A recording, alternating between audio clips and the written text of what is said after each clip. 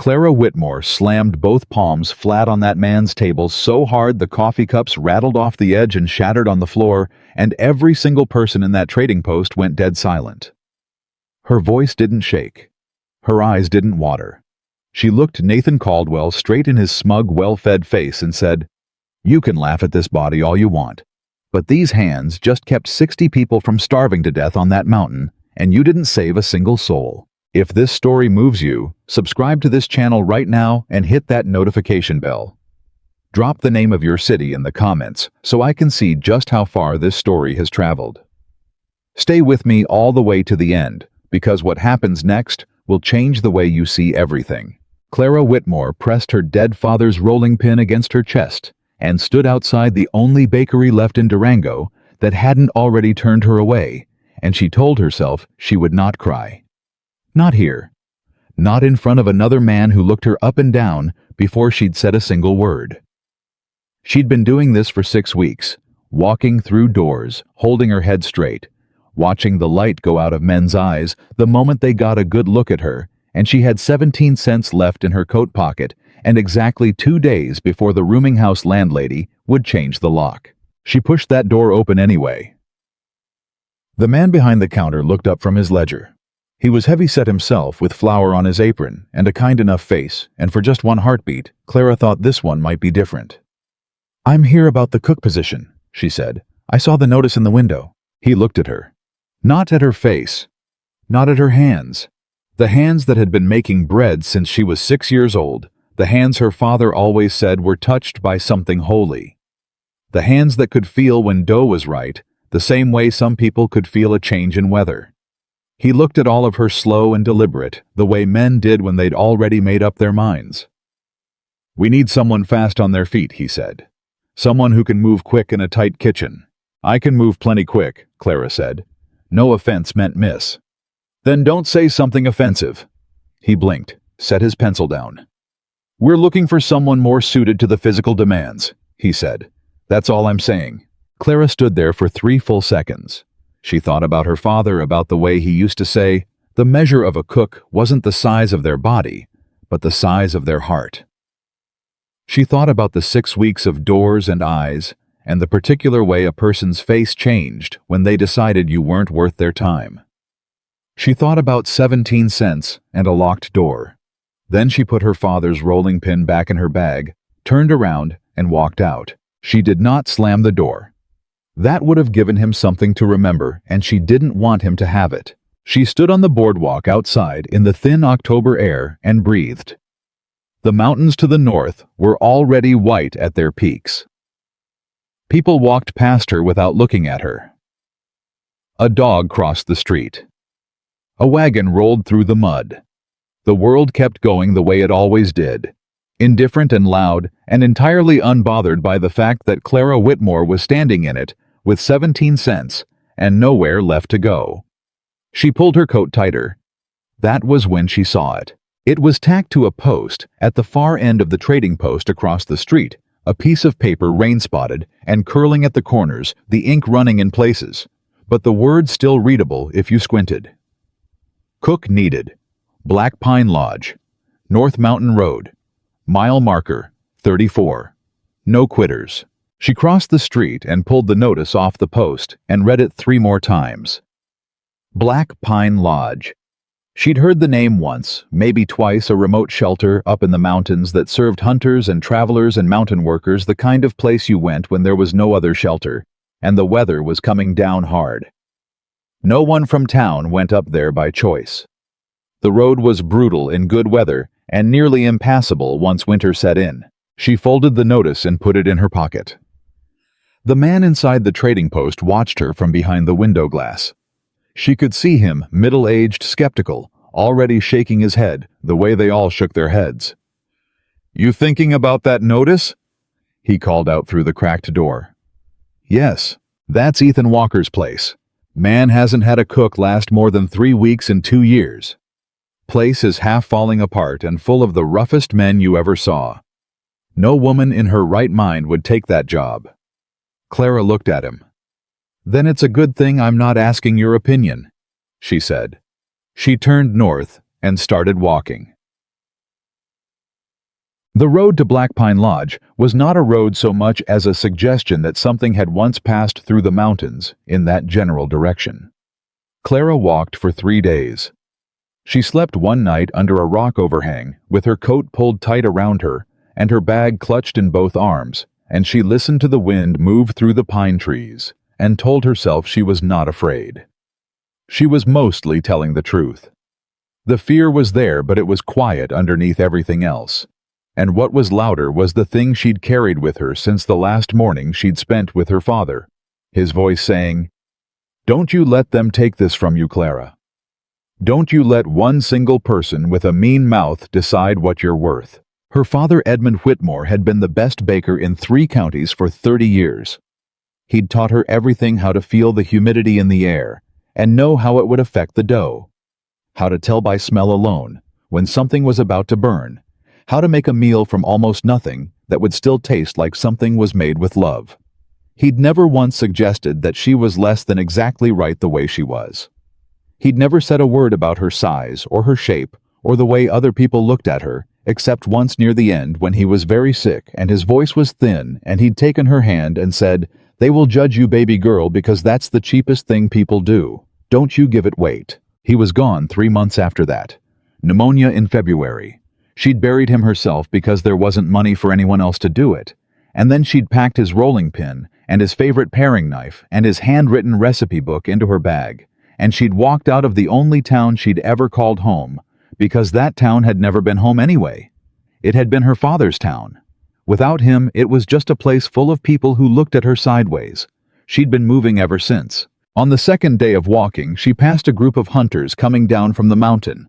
3 men on horseback with 2 pack mules, loaded with gear. They slowed when they saw her. "You heading up?" one of them asked. He had a long beard and the particular squinting look of a man who spent most of his life outside. "Black Pine Lodge," she said. He and the other 2 exchanged a look.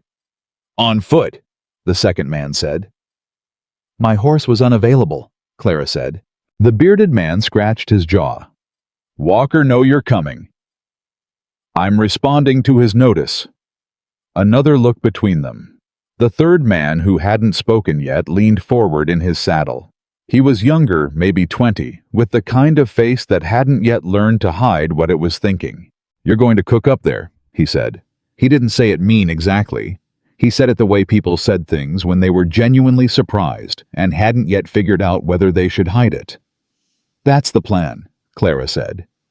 The bearded man cleared his throat. "Last cook they had, big fella, spent 10 years cooking on trail drives, lasted 11 days. Said the place was too hard. I've heard worse descriptions. There's going to be 60 men up there come January, storm season. Then they're going to need someone who knows what they're doing." He studied her for a moment, not unkindly. Then he reached behind him and pulled something from his saddlebag, a cloth-wrapped package. "Venison jerky," he said.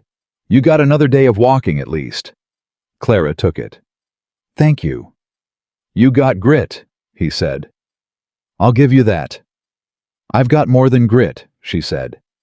"I've got my father's recipes." He laughed at that, not a mean laugh, a real one. Then he clicked at his horse and rode on past her, and Clara watched him go, and then turned back to the mountain and kept walking. She smelled the lodge before she saw it, wood smoke, and beneath that the particular sour smell of a kitchen that hadn't been properly cleaned in too long, and under that something else, something organic and faintly wrong, the smell of food that had been handled carelessly. She filed that away. Black Pine Lodge appeared through the trees at mid-morning of her 3rd day. A long, low structure built from heavy timber, with a wide porch running the length of the front, and a stable off to one side, and 2 smaller outbuildings behind. It was bigger than she'd expected. It was also rougher. The porch railing was broken in 2 places. The sign above the door had lost a letter. 3 horses stood in the yard, in no particular relation to the hitching post. Smoke came from 2 chimneys, which meant the fire management was chaotic. A man came out of the stable before she'd gotten to the porch steps. He was tall, the kind of tall that meant he'd had to learn to move through doorways carefully, with dark hair going gray at the temples, and a face that had been out in mountain weather for a long time. He was carrying a saddle over one arm, and he stopped when he saw her, and his face did not do any of the things men's faces usually did when they looked at her. It did not shift. It did not recalculate. It just waited. "You Ethan Walker?" Clara said. "I am," he said. "And you'd be Clara Whitmore. I'm here about the cook position." He looked at her bag. He looked at the rolled-up notice she still had in her coat pocket, the corner of it showing. He looked back at her face. "You came up from Durango?" "Yes." "On foot?" "Yes." "Alone?" "Yes." He set the saddle down on the porch railing, which creaked under the weight, but held and crossed his arms. He wasn't unfriendly. He wasn't friendly either. He was the kind of man who had learned to hold everything at a distance until he understood what he was dealing with. "3 days on that road," he said. "Alone." "I'm aware of how long it took," Clara said. "I was there." The corner of his mouth moved, just barely. "You have cooking experience," he said. "I grew up in my father's bakery. I've cooked in trail camps in 2 hotel kitchens in a mining operation that fed 300 men a day. I know how to feed large numbers of people with limited supplies under bad conditions. I know how to manage provisions. I know how to stretch a larder. I know how to make men who are cold and exhausted and feeling sorry for themselves eat something hot and feel like they can face whatever comes next." She paused.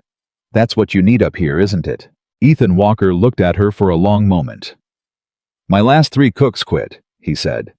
"I don't quit." "You don't know what you're signing on for." "Tell me, and we'll find out if it changes my answer." He unfolded his arms. He picked the saddle back up. He said, "Come inside. I'll show you the kitchen." Done. The kitchen was a disaster. That was the only word for it. The stove had a crack in the firebox that would compromise heat distribution. The work table was filthy in the specific way of a surface that had been cleaned around but never actually cleaned. The storage area was a systemless heap of sacks and tins and open containers with no organization and no logic to what had been used first. There was dried something she was not certain what on the ceiling near the stovepipe. Clara walked through it slowly, and Ethan Walker stood in the doorway and watched her. "The last man left 6 weeks ago," he said. "I've had the men take turns. They cook about as well as you'd expect." "What do you have for supplies?" He showed her. It was not encouraging. Flour not much. Dried beans. Salt pork, some of it questionable. Root vegetables. A small amount of lard. Coffee, thankfully. Some dried herbs that had lost most of their potency. 3 tins of something with the labels gone. "How many men are you feeding right now?" Clara asked. 24. "And by January. Could be 60. Could be more if the storms come early. Travelers, hunters, mountain workers who get trapped. This is the only shelter on the North Road." Clara opened one of the mystery tins. Tomatoes. She opened the second. Peaches. She opened the third. She smelled it carefully. Beans already cooked and still good. "I'll need supplies," she said. "I'll give you a list before the mountain road closes." "You haven't seen your room yet. Show me the stove first. I need to know how bad that crack is." He showed her. It was bad, but not unfixable. She'd worked with worse. There were some things she could do with it tonight, and some things that would need a proper repair from someone who knew metalwork. "You have a man who can do metalwork?" she asked. "Hobbs. He can fix most things if you explain what you need." "Good." She turned around and looked at him. "Here's what I need to know. The men who are here, are they going to give me trouble?" Ethan's face went still in a specific way. "What kind of trouble?" "The kind where they decide the cook's job isn't serious because of who's doing it." He held her gaze. "Some of them will try. Men up here have been a long time without much to look forward to, and they get stupid. Anyone steps out of line, I handle it. That's how this place runs." "I can handle myself," Clara said. "I don't doubt it," he said. "But I'm telling you how it is. My lodge, my rules, my people. You have a problem with one of my men, you come to me. Clara thought about that. It was not exactly the answer she'd wanted. She'd have preferred a more absolute guarantee. But there was something in his voice that was different from the usual dismissal she encountered. He wasn't saying the men's behavior was her problem to manage. He was saying it was his. "All right," she said. "Your room's off the back. Small, one window. You'll have privacy." "That'll do." "Supper's in 4 hours," he said. "The men are expecting whatever they've been getting, which is not much." Clara looked at the pitiful collection of supplies, at the cracked stove, at the disaster of a kitchen around her. "They'll get more than that," she said. Ethan Walker looked at her for a moment longer than necessary. Then he nodded one short, economical nod and walked out. Clara tied on her apron. She rolled up her sleeves. She went to work. The stew she made that first night was, in all honesty, not her best work. She was working with bad equipment and depleted supplies and 3 hours of prep time in a kitchen she didn't know yet. But it was hot, and it was thick, and it was seasoned properly, and she'd managed to pull enough flavor out of what she had to make it taste like something. She'd baked a quick bread, not the bread she'd make when she had proper time and proper supplies, but real bread, not the gray, crumbling thing she'd found left over from whoever had cooked last. When the men came in for supper, they came in the way men always did in rough places, loud and hard and filling whatever space they occupied.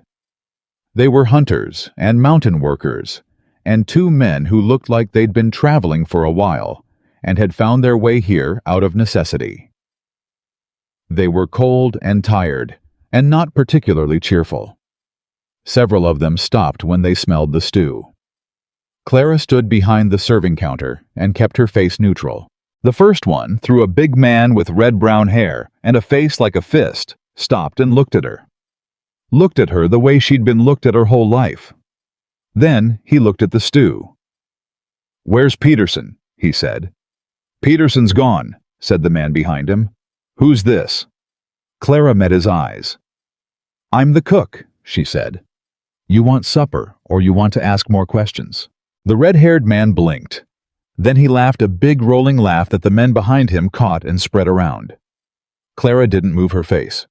"Well," he said, still laughing, "let's see what you got then." She filled his bowl. She filled every bowl.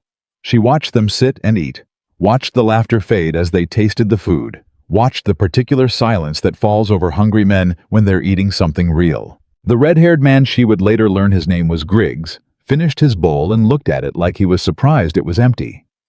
"More," Clara said. He looked up at her. The laughing was gone. He wasn't apologetic. Men like Griggs didn't apologize, but something in his face had shifted. "Yeah," he said. "More." She filled it again. Ethan Walker sat at the end of the long table and ate his supper without speaking. Clara watched him from the kitchen doorway. He ate slowly and deliberately, and he finished every bite. Then he looked up and caught her watching him. He said nothing. She went back to washing the pots. She was still washing pots 2 hours later when she heard the door and turned to find Ethan Walker standing in the kitchen. "You should sleep," he said. "I'm not done. It'll be here in the morning." "I know it'll be here in the morning. I want to know what I'm starting with when I wake up." She scrubbed at a particularly stubborn pot. "The stove repair can't wait. I need Hobbs to look at that firebox first thing tomorrow, or I'll lose heat control when I'm trying to bake." Ethan was quiet for a moment. He picked up a rag without being asked and started drying the pots she'd already washed, which surprised her enough that she almost said something. "Where'd you cook before this?" he asked. "Mining camp in Nevada. Hotel kitchen in Santa Fe. My father's bakery before that." "How long since your father's bakery?" She paused. "Long enough." He dried 3 more pots. "The men were different tonight," he said. "At supper. Usually there's more trouble. The stew helped. Maybe." He hung the pot on its hook. "Griggs asked me after supper who you were." "What did you tell him?" "I told him you were the cook. He said you had sharp eyes." "He's perceptive." Ethan looked at her.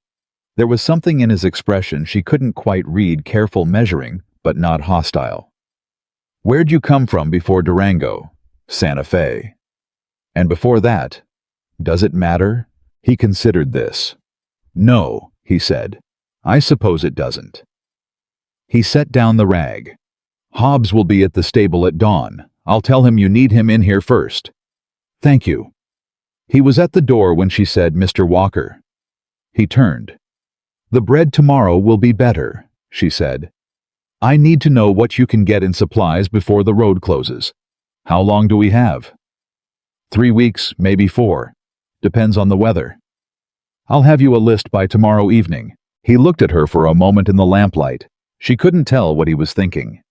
Men like Ethan Walker, she was beginning to understand, had learned to keep whatever they were thinking deep down and out of sight, the way you kept a fire banked present, but not visible. All right, he said. He went out. Clara turned back to the pots. The list she gave him the next evening covered 2 pages written in her precise small handwriting, organized by category: dry goods, preserved meats, root vegetables, spices, salt lard, specialty items if available. She'd calculated portions for 60 people across 4 months, built in a 20% buffer for hard days, flagged 3 items as critical and 6 as important, and the rest as beneficial if possible. Ethan sat across the table from her in the lodge's main room and read through both pages without speaking. Clara watched his face. When he got to the total on the second page, he looked up. This is a lot, he said. Yes. It's going to be expensive. More expensive than 60 men starving on your mountain.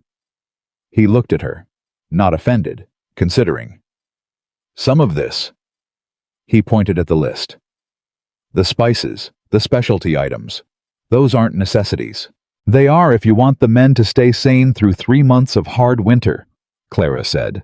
A man who's eating the same bland meal 6 days out of 7 loses something that matters. He gets short-tempered and hopeless, and he starts making bad decisions.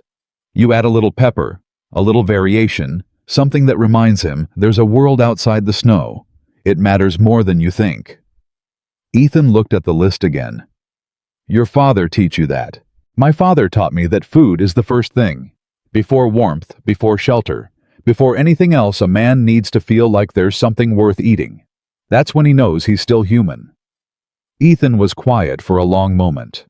Outside, the wind moved through the pine trees with a sound like something breathing.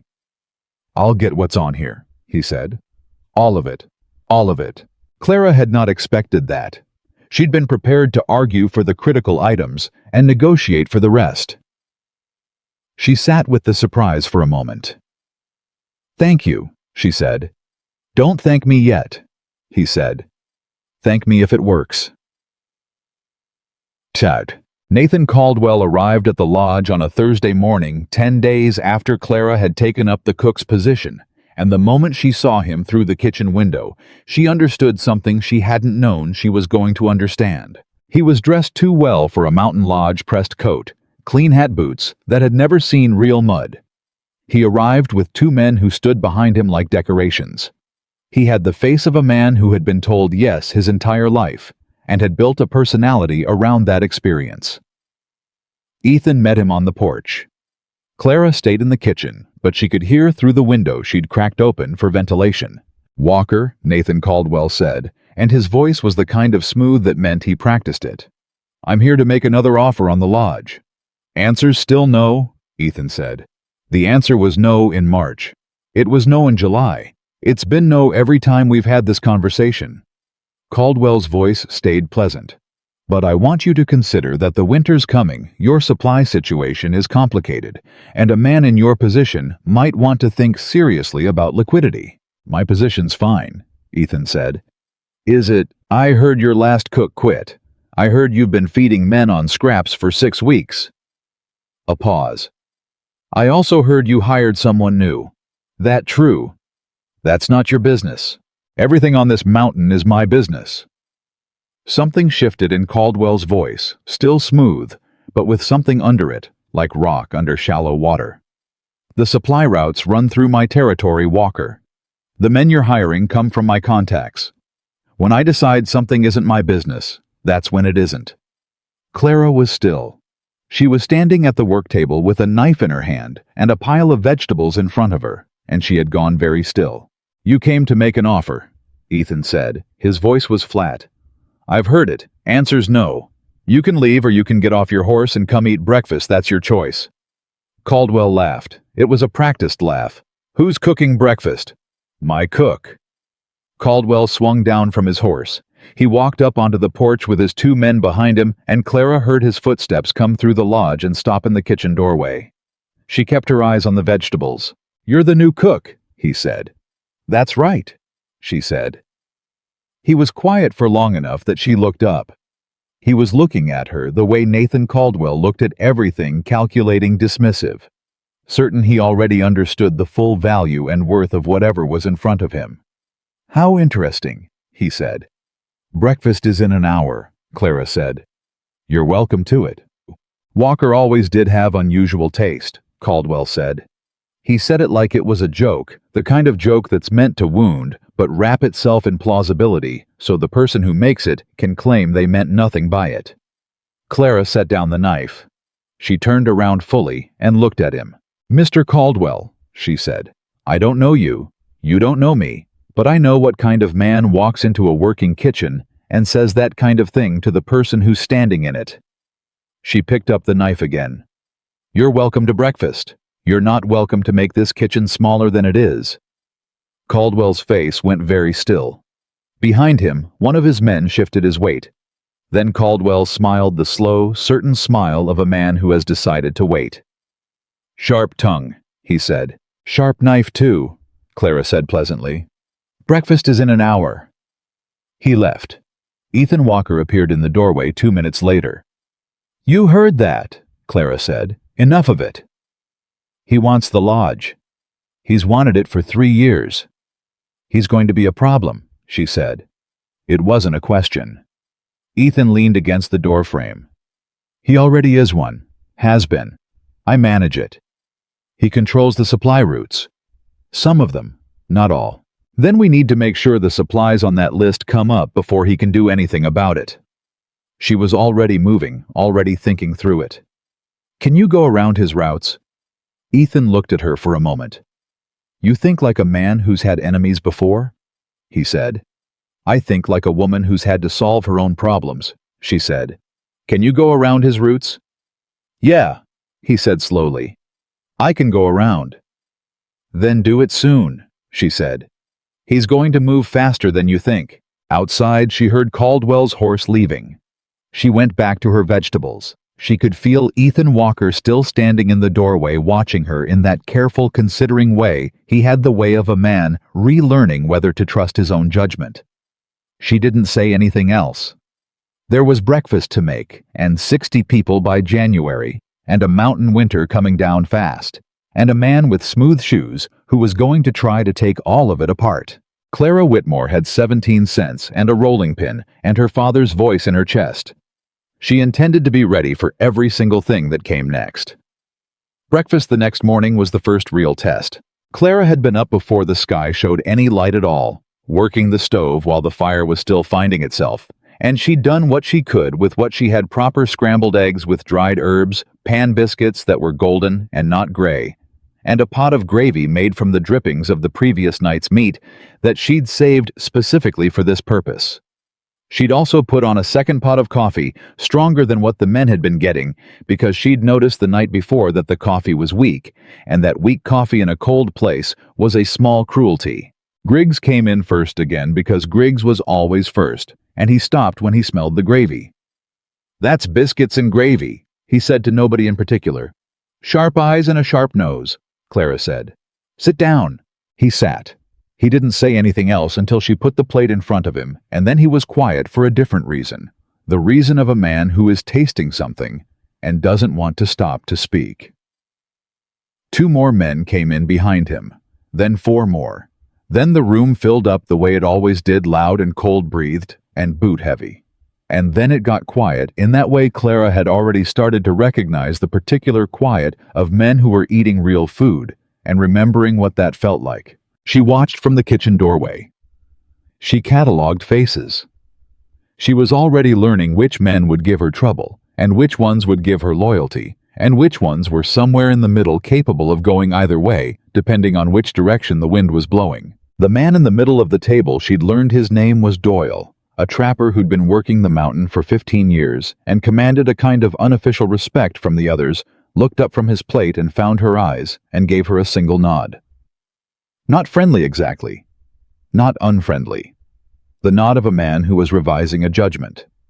She nodded back. Then the door opened and a man came in that she hadn't seen before.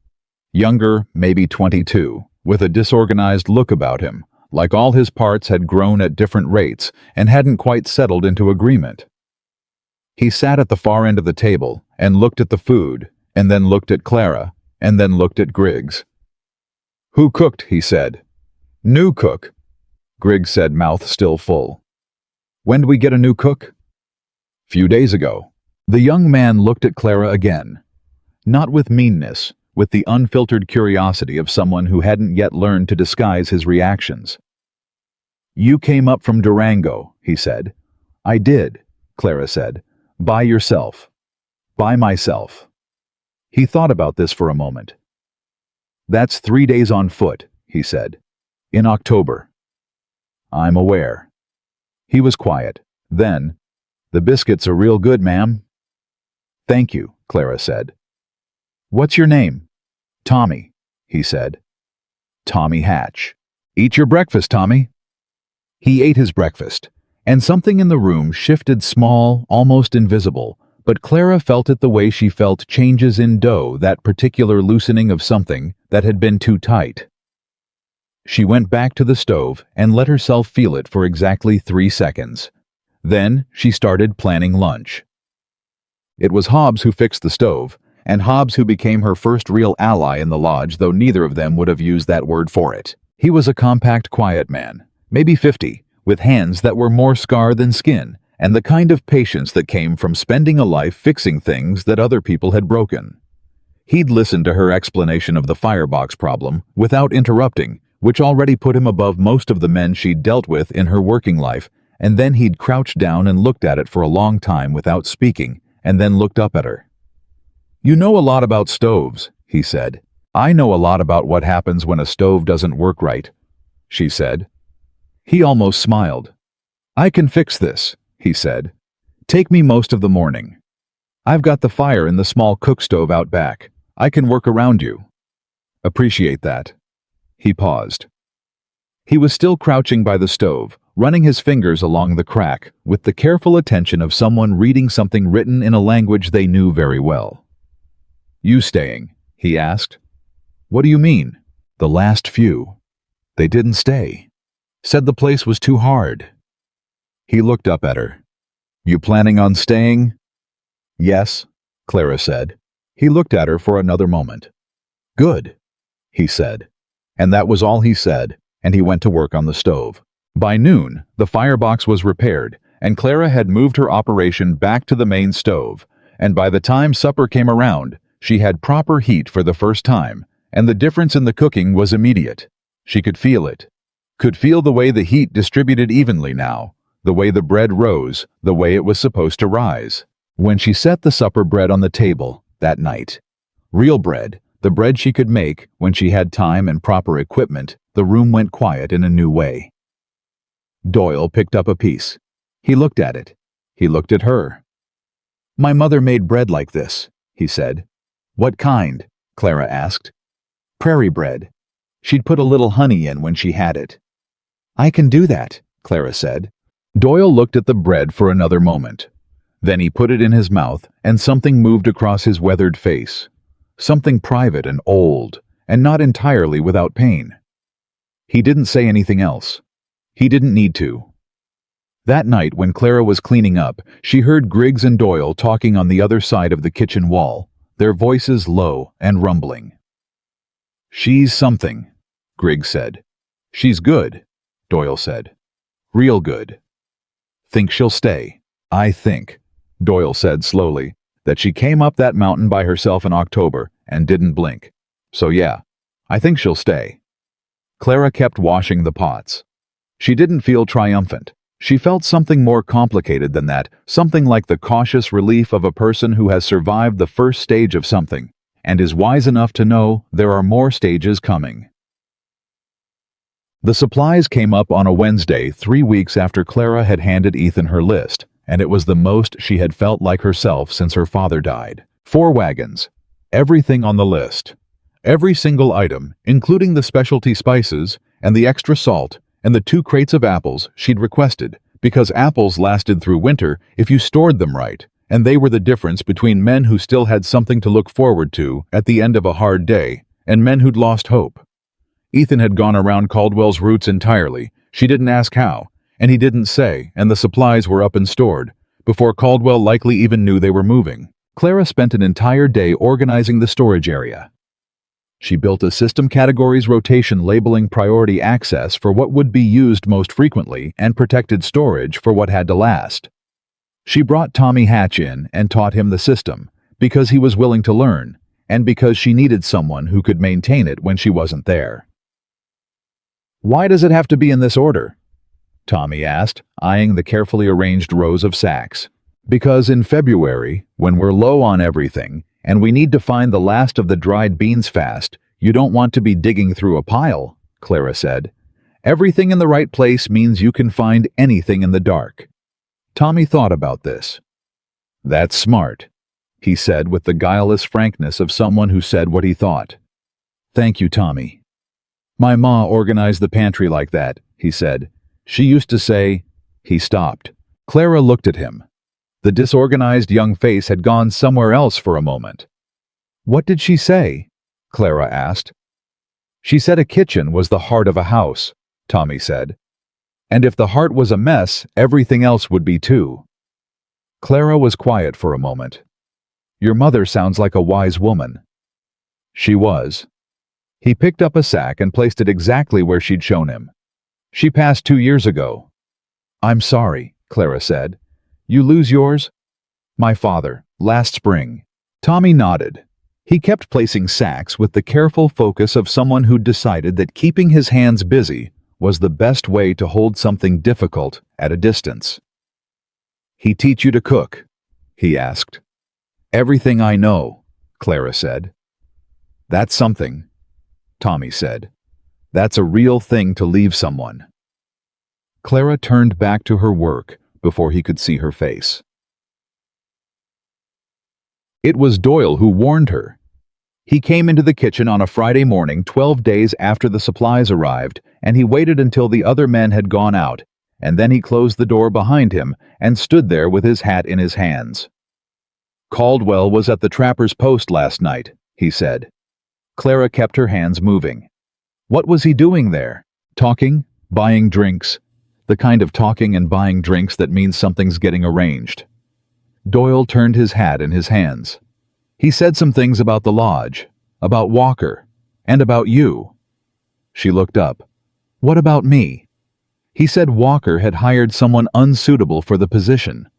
Said it was evidence that Walker was losing his judgment. Said a lodge that couldn't even find a proper cook was a lodge that was failing." He paused. He said it in front of the magistrate.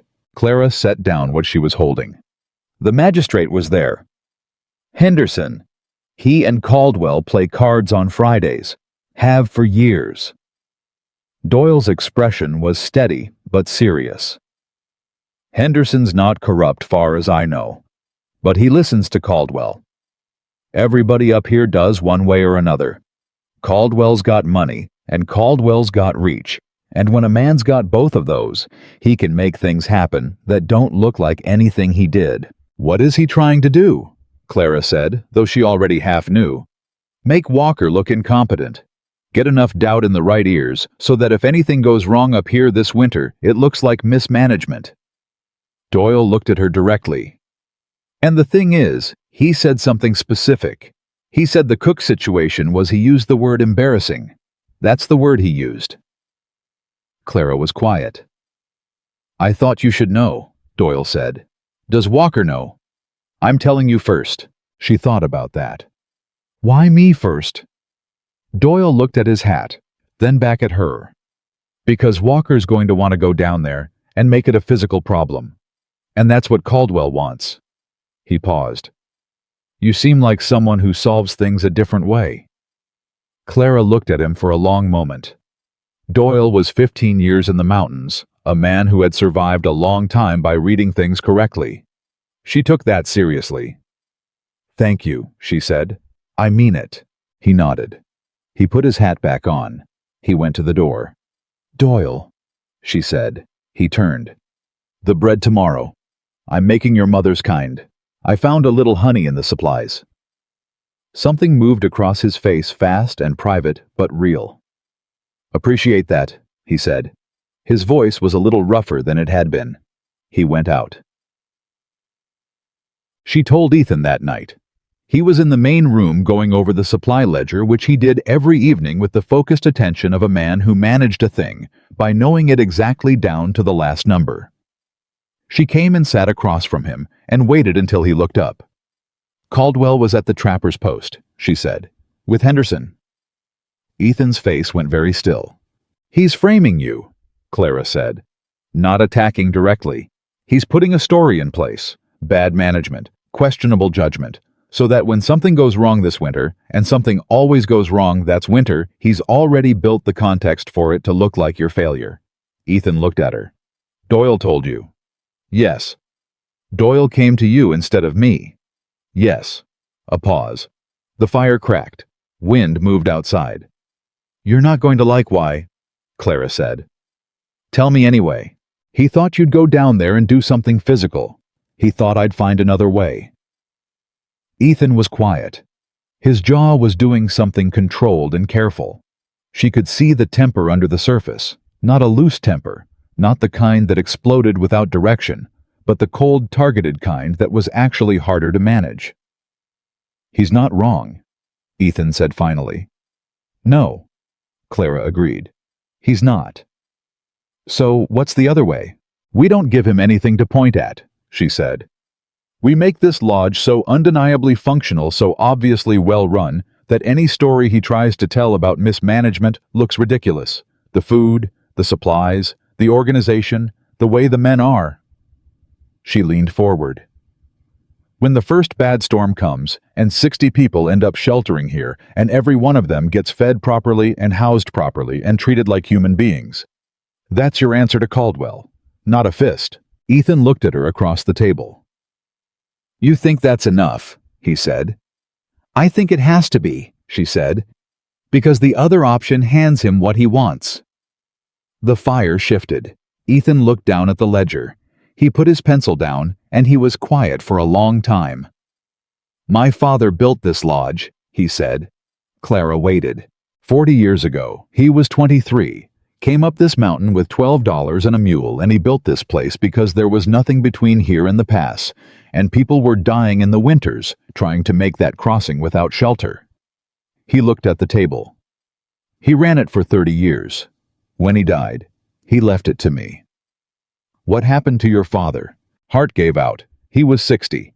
He'd run this place through blizzards and rock slides and 2 fires, and one man tried to burn it down deliberately once about 15 years back.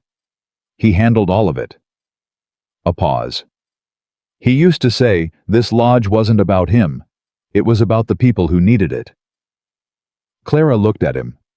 The careful armored man across the table from her had opened something up just a fraction, the way a door opens enough to show light through the crack. That's why you won't sell, she said. That's why I won't sell. Then we protect it the way your father protected it, Clara said. Not with fists. With the thing it's for. Ethan looked at her. Something in his face shifted, not softened exactly, but moved. Like something that had been set in a fixed position for a very long time had just slightly changed its angle. All right, he said.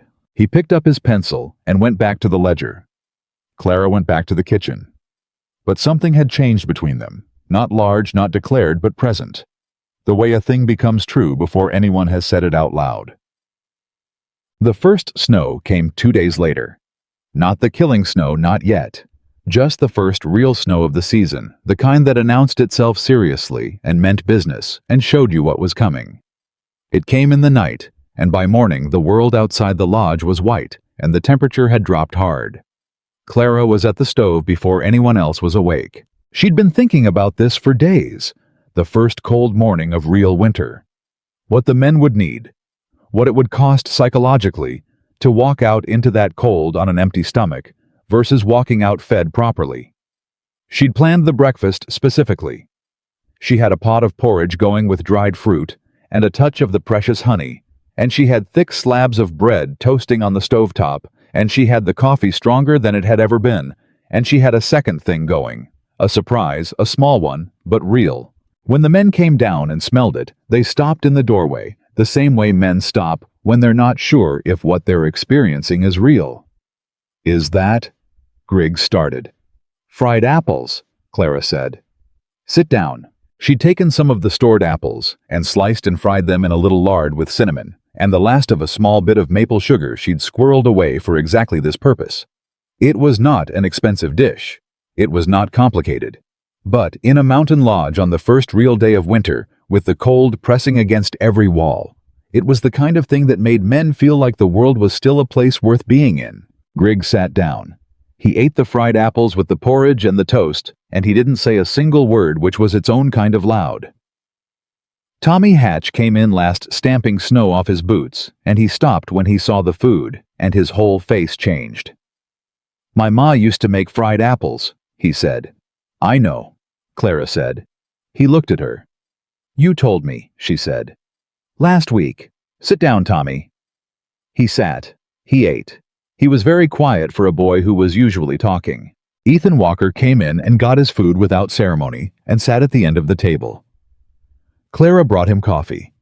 When she set it down, he looked up at her.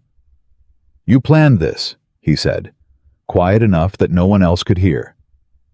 "First, snow matters," she said. "Psychologically. Sets the tone for the whole winter." He looked at his coffee, then at the room full of men who were eating with the focused attention of people receiving something they hadn't expected. "You see things," he said. "I've been in hard places before," Clara said. "I know what people need." He looked at her for a moment. "What did you need," he said, "when you were in the hard places?" She hadn't expected that. She picked up the empty coffee pot and held it in both hands and looked at him. "Someone to see me," she said. "Instead of everything they assumed about me." Ethan Walker held her gaze. His expression was the most open she'd seen. It's still careful, still guarded, but open. The way a man's face looks when he's just recognized something he's been looking for without knowing he was looking for it. "I see you, Clara," he said. She stood there for one full second. Then she went back to the kitchen. Caldwell came back on the day when the snow had settled into a steady cold purpose, and this time he didn't come alone. He brought Henderson. The magistrate was a compact, gray-haired man with a careful manner and the look of someone who navigated everything by not committing to anything until the very last moment. He came inside and looked around the lodge with the specific attention of someone who was being asked to form an opinion. Caldwell was already talking before he was fully through the door. "You can see for yourself," Caldwell was saying to Henderson. "The whole operation as well, it speaks for itself." The lodge was full of men eating lunch. Clara had made a white bean soup with the salt pork and some of the dried herbs that had recovered some potency since she'd stored them properly, and she'd made cornbread from the good cornmeal in the supplies. The room was warm. The men were settled. It looked, Clara knew, like exactly what it was, a functioning, well-run lodge where people were being taken care of properly. Henderson looked around. His face was neutral. Caldwell looked around too, and she could see him recalculating. This was not what he'd expected, not the chaos and deterioration his story required. "Walker," Caldwell said, recovering smoothly. "I brought Mr. Henderson up to have a look at the place. He has some questions about the winter operations." "Happy to answer them," Ethan said. "Your supply situation," Henderson said. He had a precise, careful voice. "I've heard some concern that—" "We're fully provisioned," Ethan said. "Enough for 4 months, More if we're careful. Henderson looked at the room, at the food, at the men eating it. Then he looked at Clara. "You're the cook," he said. "Yes, sir," Clara said. "How long have you been here?" "About a month." Henderson looked at the food again. "This is your doing." "The food, yes. Mr. Walker got the supplies up before the road closed, which was the critical piece. I just made sure we used them right." Henderson was quiet. He was doing math. Clara could see it. He was revising something. Caldwell's smooth voice came in. "It's admirable," he said in the tone of a man setting a trap in a sentence, to see Walker making do with whatever he could find on short notice. "But a lodge of this importance in a winter of this severity." "Mr. Caldwell," Clara said. He stopped. He looked at her with the particular attention of a man who is surprised to have been interrupted by someone he'd categorized as beneath interrupting. "These men are well fed," Clara said. "The lodge is properly provisioned. The kitchen is organized and functional. Mr. Walker has done everything that should be done to prepare for winter." She held his eyes. "If you have a specific concern about the operations here, I'm happy to walk Mr. Henderson through the storage inventory and the meal planning and the provision rotation so he can see exactly what the situation is." She said it pleasantly. She said it with the voice she used when she was being very controlled. Henderson looked at her for a moment. Then something in his face moved, something like reassessment or respect, or both. "I'd appreciate that," Henderson said. "If you have time." "I have time right now," Clara said. She walked Henderson through the storage area herself. Every label, every number, every category. She showed him the rotation system, the priority reserves, the buffer she'd built in for hard days. She showed him the meal plan, not written out but in her head, and she spoke it out clearly, and Henderson wrote some things in his notebook and asked 2 questions. That were good questions. The questions of a man who actually wanted to understand what he was looking at. When they came back to the main room, Caldwell was standing by the fire looking polished and patient. "Impressive," Henderson said to Ethan. Not to Caldwell, to Ethan. "I don't have any concerns about the winter operations." Caldwell's face stayed smooth, but something behind his eyes went cold. "Of course," he said. "I only wanted to make sure everything was in order." He turned to Clara and smiled. "You've done well," he said. "For someone in your position." Clara looked at him. She knew exactly what he meant, and he knew she knew. The smile was the point, the smile and the particular weight of, "for someone in your position," the way it was designed to diminish without saying the diminishing thing directly. "Thank you," she said. Her voice was pleasant. Her eyes were not. "We'll see you in the spring, Mr. Caldwell." Henderson shook Ethan's hand. They left.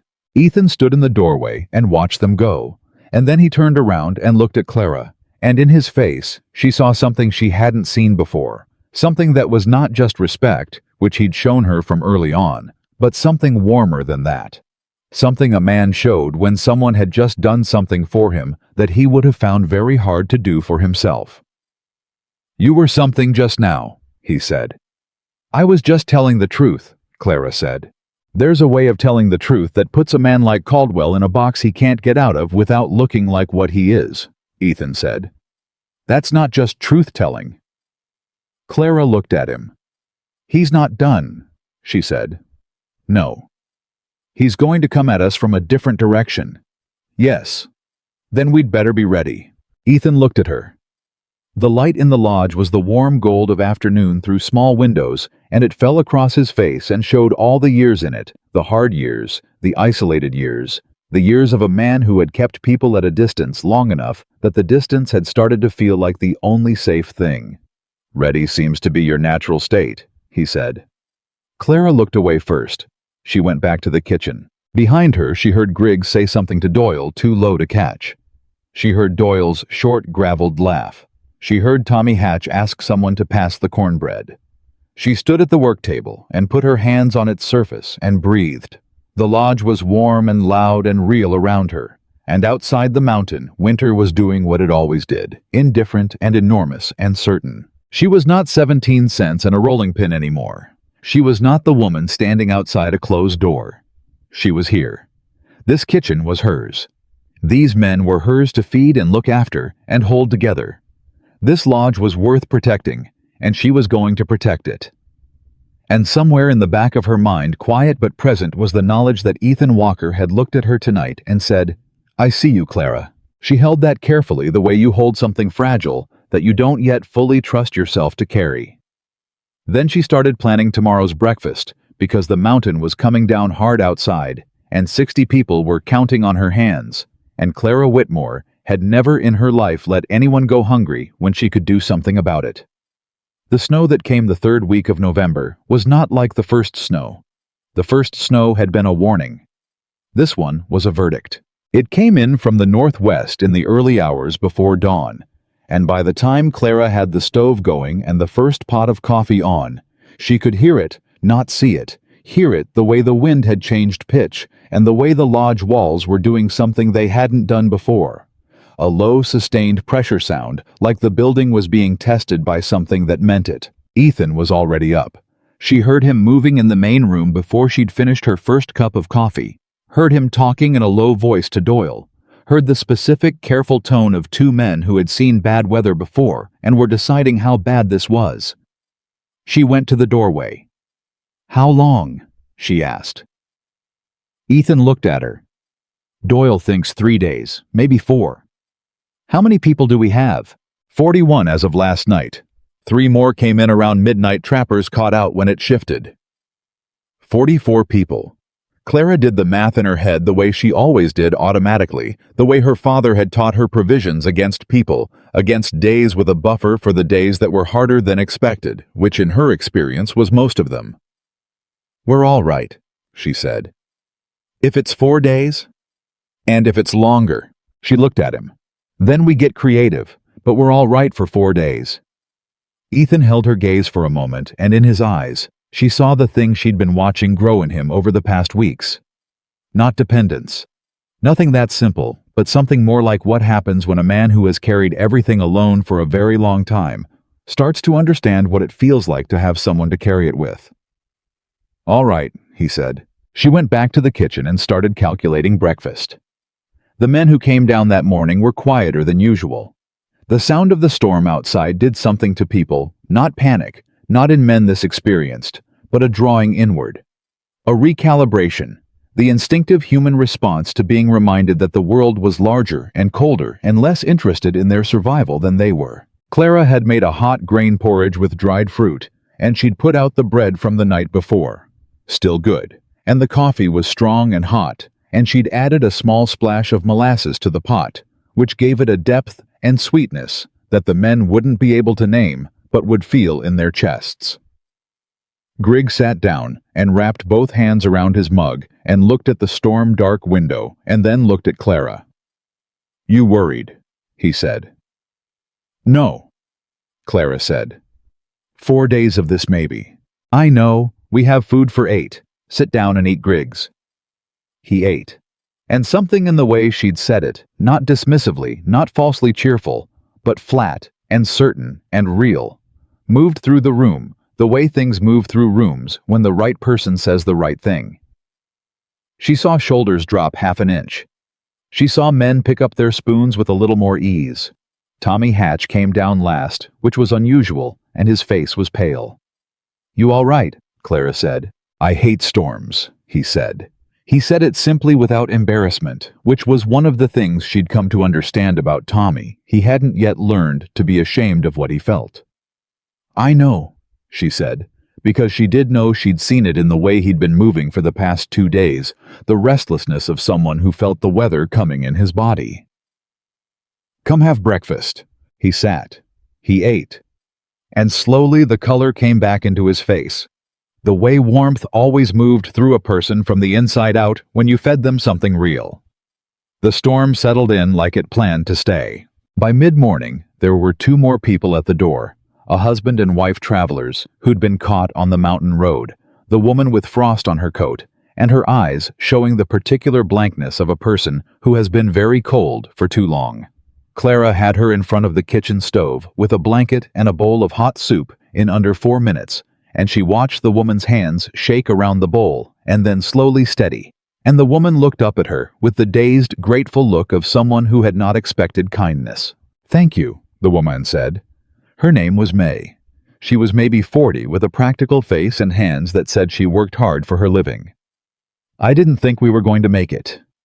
"You made it," Clara said. "Drink the soup." May drank the soup. Her husband, a quiet man named Robert, sat across from her and watched his wife with the tight-jawed relief of a man who had been very frightened and was only now beginning to let himself know it. "How long have you been on the road?" Clara asked. 2 days, Robert said. "We didn't know the storm was coming this fast." "Nobody did," Clara said. "You're safe now, both of you." Robert looked at her. He looked at the kitchen around them, organized, functional, warm, the smell of the soup and the bread and the coffee all layered together. He looked like a man revising his understanding of where he was. "This is some place," he said. "Yes," Clara said. "It is." Yeah.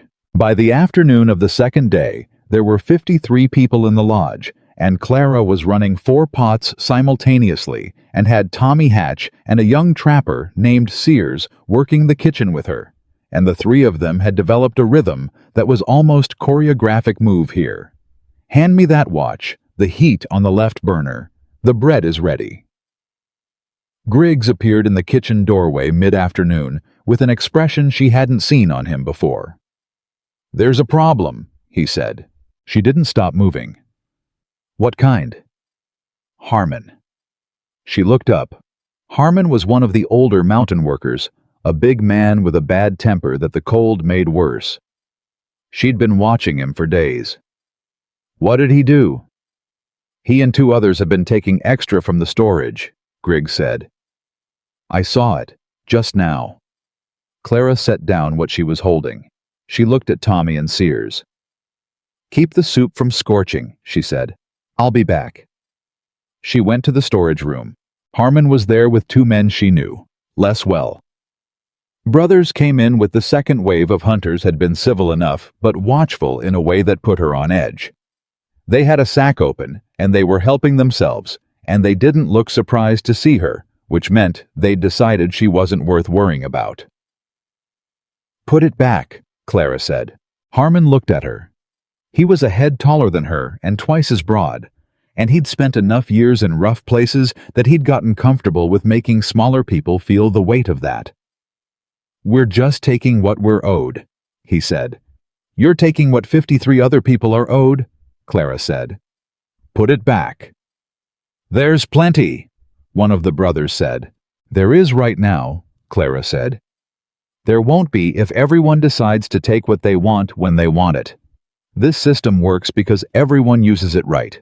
You put that back, or you explain to the 43 men in the next room why they might run short in 10 days.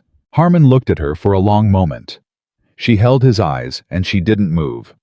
She was aware that he could pick her up and move her out of the way without much effort, and she was aware that he knew she knew it, and she held his eyes anyway, because the only thing worth more than physical size in a standoff like this was the willingness to stand there. "Lady," Harmon started. "Miss Whitmore," she said, and put it back. The door opened behind her. Ethan Walker stepped in. He didn't say anything. He looked at the open sack, at the brothers, at Harmon, at Clara. He took in the whole picture in about 2 seconds. "Problem," he said. His voice was very quiet. "No problem," Clara said, still looking at Harmon. "These men were returning something they'd accidentally taken. Isn't that right, Harmon?" A very long beat. Harmon looked at Ethan, then back at Clara. Something moved across his face, calculation, and then something more complicated. The thing that happens when a man reassesses who exactly he's standing in front of. "Yeah," he said. "That's right." He put the sack back. The brothers put back what they were holding. They went out past Ethan without looking at him. When they were gone, Ethan looked at Clara. "You handled that," he said. "Almost," she said. Your timing was good. Would you have needed me if I hadn't come? She looked at the replaced sack, looked back at him. Probably not, she said honestly. But I was glad you did. Something in his face moved the smallest thing, a relaxing of something that was always held tight. He held the door for her, and she went back to the kitchen, and behind her she heard him moving to have a very quiet and very specific conversation with Harmon, and she let him have it, because some things needed to be said between men, and she had soup to keep from scorching. The twist came on the morning of the third day, and it came from a direction nobody had looked. Clara was in the storage room doing her morning check. She did this every morning without fail, counting and recording, because the only way to manage limited resources was to know exactly what you had at every moment when she saw it. The flour sacks were wrong, not missing, not reduced in the ordinary way of being used, wrong in a different way, the way things are wrong when someone has gotten to them before you. She opened the nearest sack, reached in, pulled out a handful. The flour was wet. Not soaked, not sitting in water, but damp in the deep interior way that meant it had been exposed to moisture deliberately, and then resealed. She opened the second sack. Same. The third. Same. She went through every flour sack in the storage area, and they were all compromised, every single one, not unusable today, but in 48 hours they would be, and flour was the thing. Everything else was built on the bread, and the biscuits, and the thickening for the soups, and the binding for everything that held the meals together through a 4-month winter. She stood in the storage room with damp flour on her hands, and she was very, very still. Someone had come in here, not to take things to ruin them. Not Harmon, because Harmon was stupid, and what he'd done was stupid greedy, and this was something else. This was deliberate. This was planned. This was someone who understood exactly how to hurt a kitchen operation and had gone straight for the thing that would do the most damage on the longest timeline. Her hands were shaking. She noticed that. She pressed them flat against her thighs and breathed. Then she went to find Ethan. He was in the main room. She came to him and she said low and direct, "Storage room. Now." He read her face, and he came without asking questions, which she appreciated. She showed him. He looked at the flour. He looked at her. He looked at the flour again. "All of it," he said. "Every sack." "How long do we have?" 48 hours before it's completely unusable. Maybe 60 if I work with the least damaged ones first." "How much bread can you get out of it before it goes?" "Enough for 2 days. After that, we're on grain and preserved food only." She paused. "Which we can manage, but just barely, and it will be felt." Ethan looked at the sacks. His jaw was doing the controlled thing. "Caldwell wasn't here," he said. "No, but someone who works for him was." "You're sure?" "Harmon was a distraction," Clara said. "I think he was paid to be one, to get our attention to the front while someone came in the back." She looked at him. "Does Harmon have a connection to Caldwell's operation?" Ethan was quiet for a moment. "His brother-in-law drives one of Caldwell's supply wagons." The pieces of it clicked into place with the particular nauseating clarity of something that had been designed carefully. "He came here specifically to make trouble," Clara said. "And then someone else came in while we were dealing with it." "Who had access to this room?" Ethan said.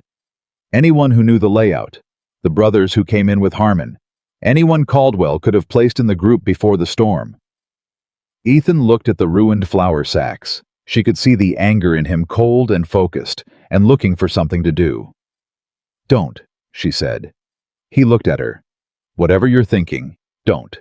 "Clara." "He wants you to ride down that mountain in a blizzard and do something rash," she said. "He wants you frozen or arrested or both. And even if neither of those things happens, he wants you away from here while we're managing this." Ethan breathed. It was a controlled breath, the kind a man takes when the anger is bigger than the breath, but the breath is all he has. "Then what?" he said. "We fix it," she said. "We work with what we have. And we find out who in that main room doesn't belong there." She told no one else about the flour. She told Tommy to come to her before going to the storage for anything, and she watched his face to see if he already knew, and she was relieved to see that he clearly didn't. She told Sears the same thing, and watched the same thing. She went through the rest of the storage carefully and found nothing else compromised. They'd gone for the most critical item and done it surgically, which told her something about who had planned it. She started using the flour immediately, working through the least damaged sacks first, baking every possible thing she could get out of it. She worked in the small hours before the lodge woke up. She worked during the afternoon lull. She worked after supper when the kitchen was quiet. She built up a reserve of baked bread that she stored carefully in the dry part of the storage area, enough to buy them another day, beyond what she'd originally calculated. On the afternoon of the third day, she found Ethan watching her from the kitchen doorway. "You've been awake since before the storm," he said. "I'm fine." "Clara." She looked up. His voice had a different quality to it when he said her name. Not always, but sometimes, like right now, and she'd started noticing it the way you notice a sound you can't quite place, but that you know you've heard before. "I'm fine," she said again. "How long can you keep this up?" "As long as it takes." "That's not an answer. It's the only answer I have right now." He came into the kitchen and stood on the other side of the work table. He looked at what she was doing, the dough, the organization of it, the economy of her movements, everything built for efficiency, and nothing wasted. "Tell me what to do," he said. She looked at him. Ethan Walker, who ran everything himself, who had managed this lodge for years without asking anyone for help, was standing in her kitchen with his sleeves already rolled and the particular look of a man who has decided to do something unfamiliar. "You know how to knead bread?" she asked. "No."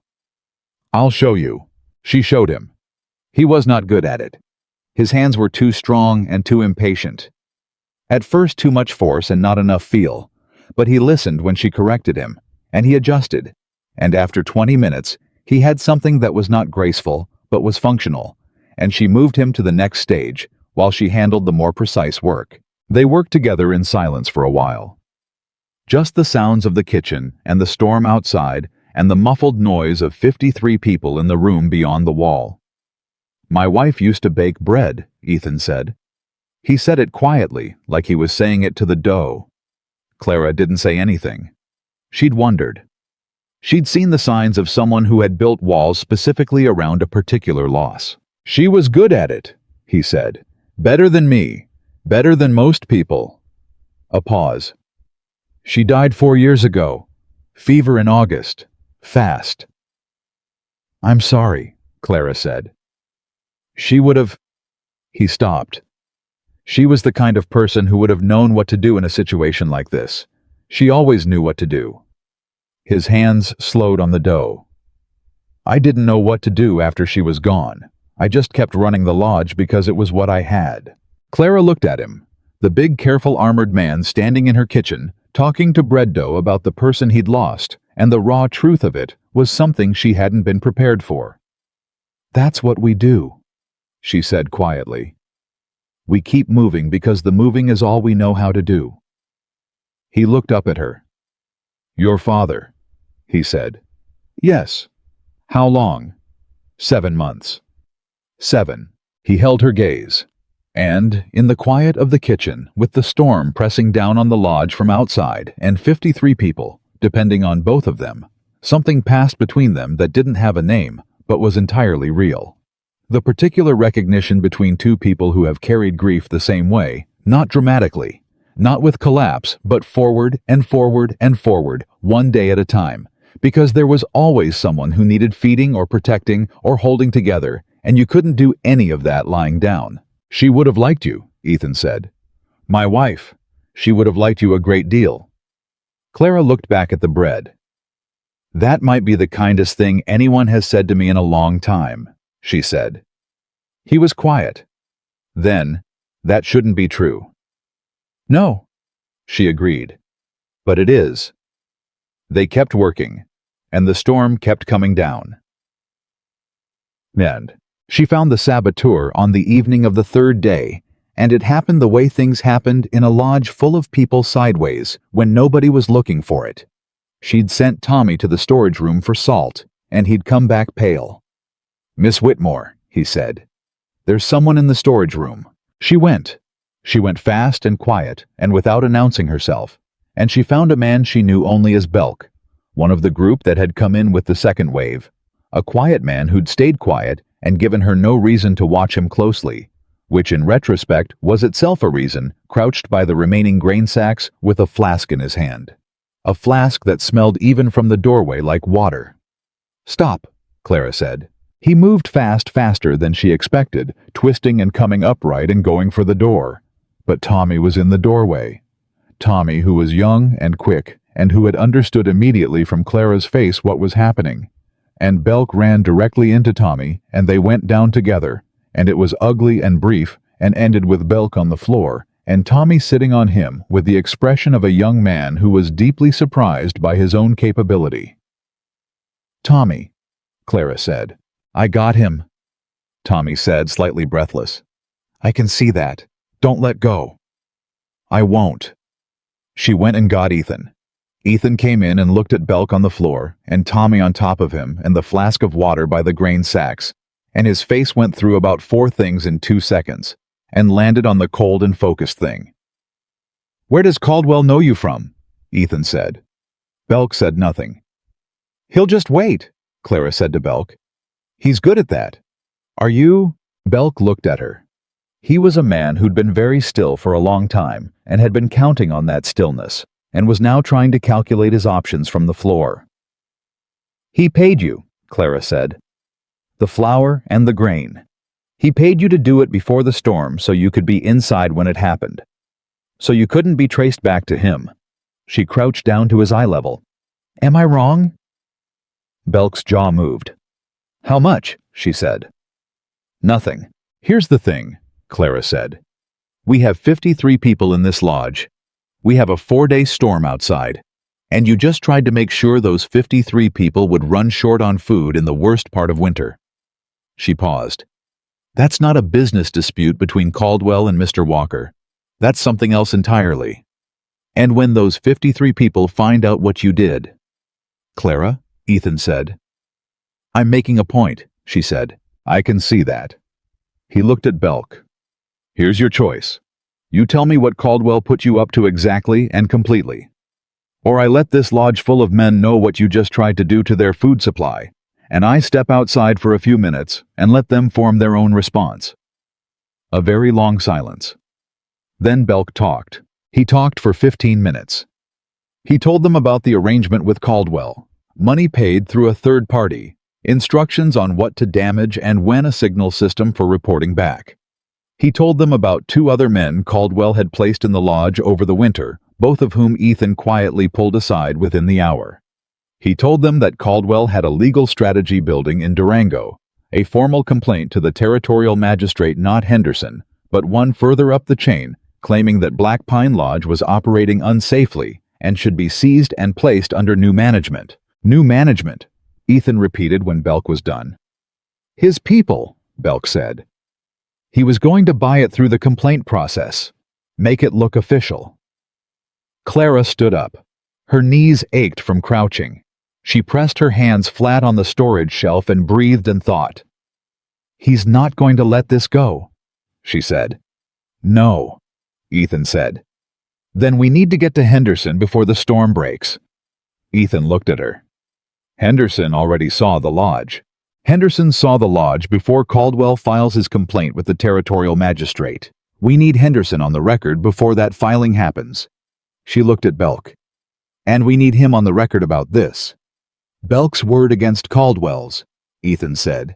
"Not just his word, yours, mine, Tommy's, Doyle's, Griggs, May and Robert, they're witnesses to how this lodge operates." She paused. "And those flour sacks. A territorial magistrate who sees wet flour sacks in a properly maintained storage system in a lodge that has been documented as well run by Henderson himself is looking at evidence of deliberate sabotage. Not negligence. Sabotage." Ethan was quiet. She could see him working through it. "You think like someone who spent time around lawyers," he said. "I think like someone who has been in enough situations where I had to be my own advocate," she said. "Which amounts to the same thing." Doyle appeared in the storage room doorway. He took in the scene: Belk on the floor, Tommy still holding him, the flask of water, Clara and Ethan's faces. "I heard some of it through the wall," Doyle said. "How much?" Ethan said. "Enough." Doyle looked at Belk with an expression of profound disgust. 53 people in this lodge." "I know," Ethan said. "You need me to do something. Help Tommy get him somewhere secure," Ethan said. "And keep it quiet for now." Doyle looked at Clara. "You figured it out," he said. "Tommy found him," Clara said. "Tommy sat on him," Doyle said. "That's different." He looked at her.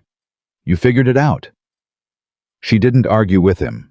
When Doyle and Tommy had Belk sorted and Ethan had gone to quietly deal with the other 2 men Caldwell had placed, Clara went back to the kitchen alone. She stood at the stove, and she put her hands on the warm iron of it, and she breathed. 53 people. The storm outside. The ruined flower she'd spent 2 days working around. Caldwell and his smooth voice and his arrangements and his plan that had been moving quietly under all of it from the beginning. Ethan telling her about his wife in the half-dark of the kitchen. Tommy Hatch sitting on a saboteur with the surprised face of someone discovering what they were made of. She was tired. She was genuinely deeply tired in a way she hadn't let herself feel until right this moment. But the thing she felt underneath the tiredness was something else.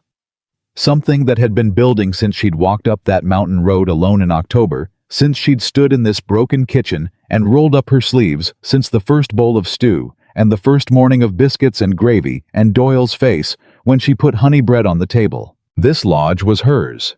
These people were hers. This kitchen was hers.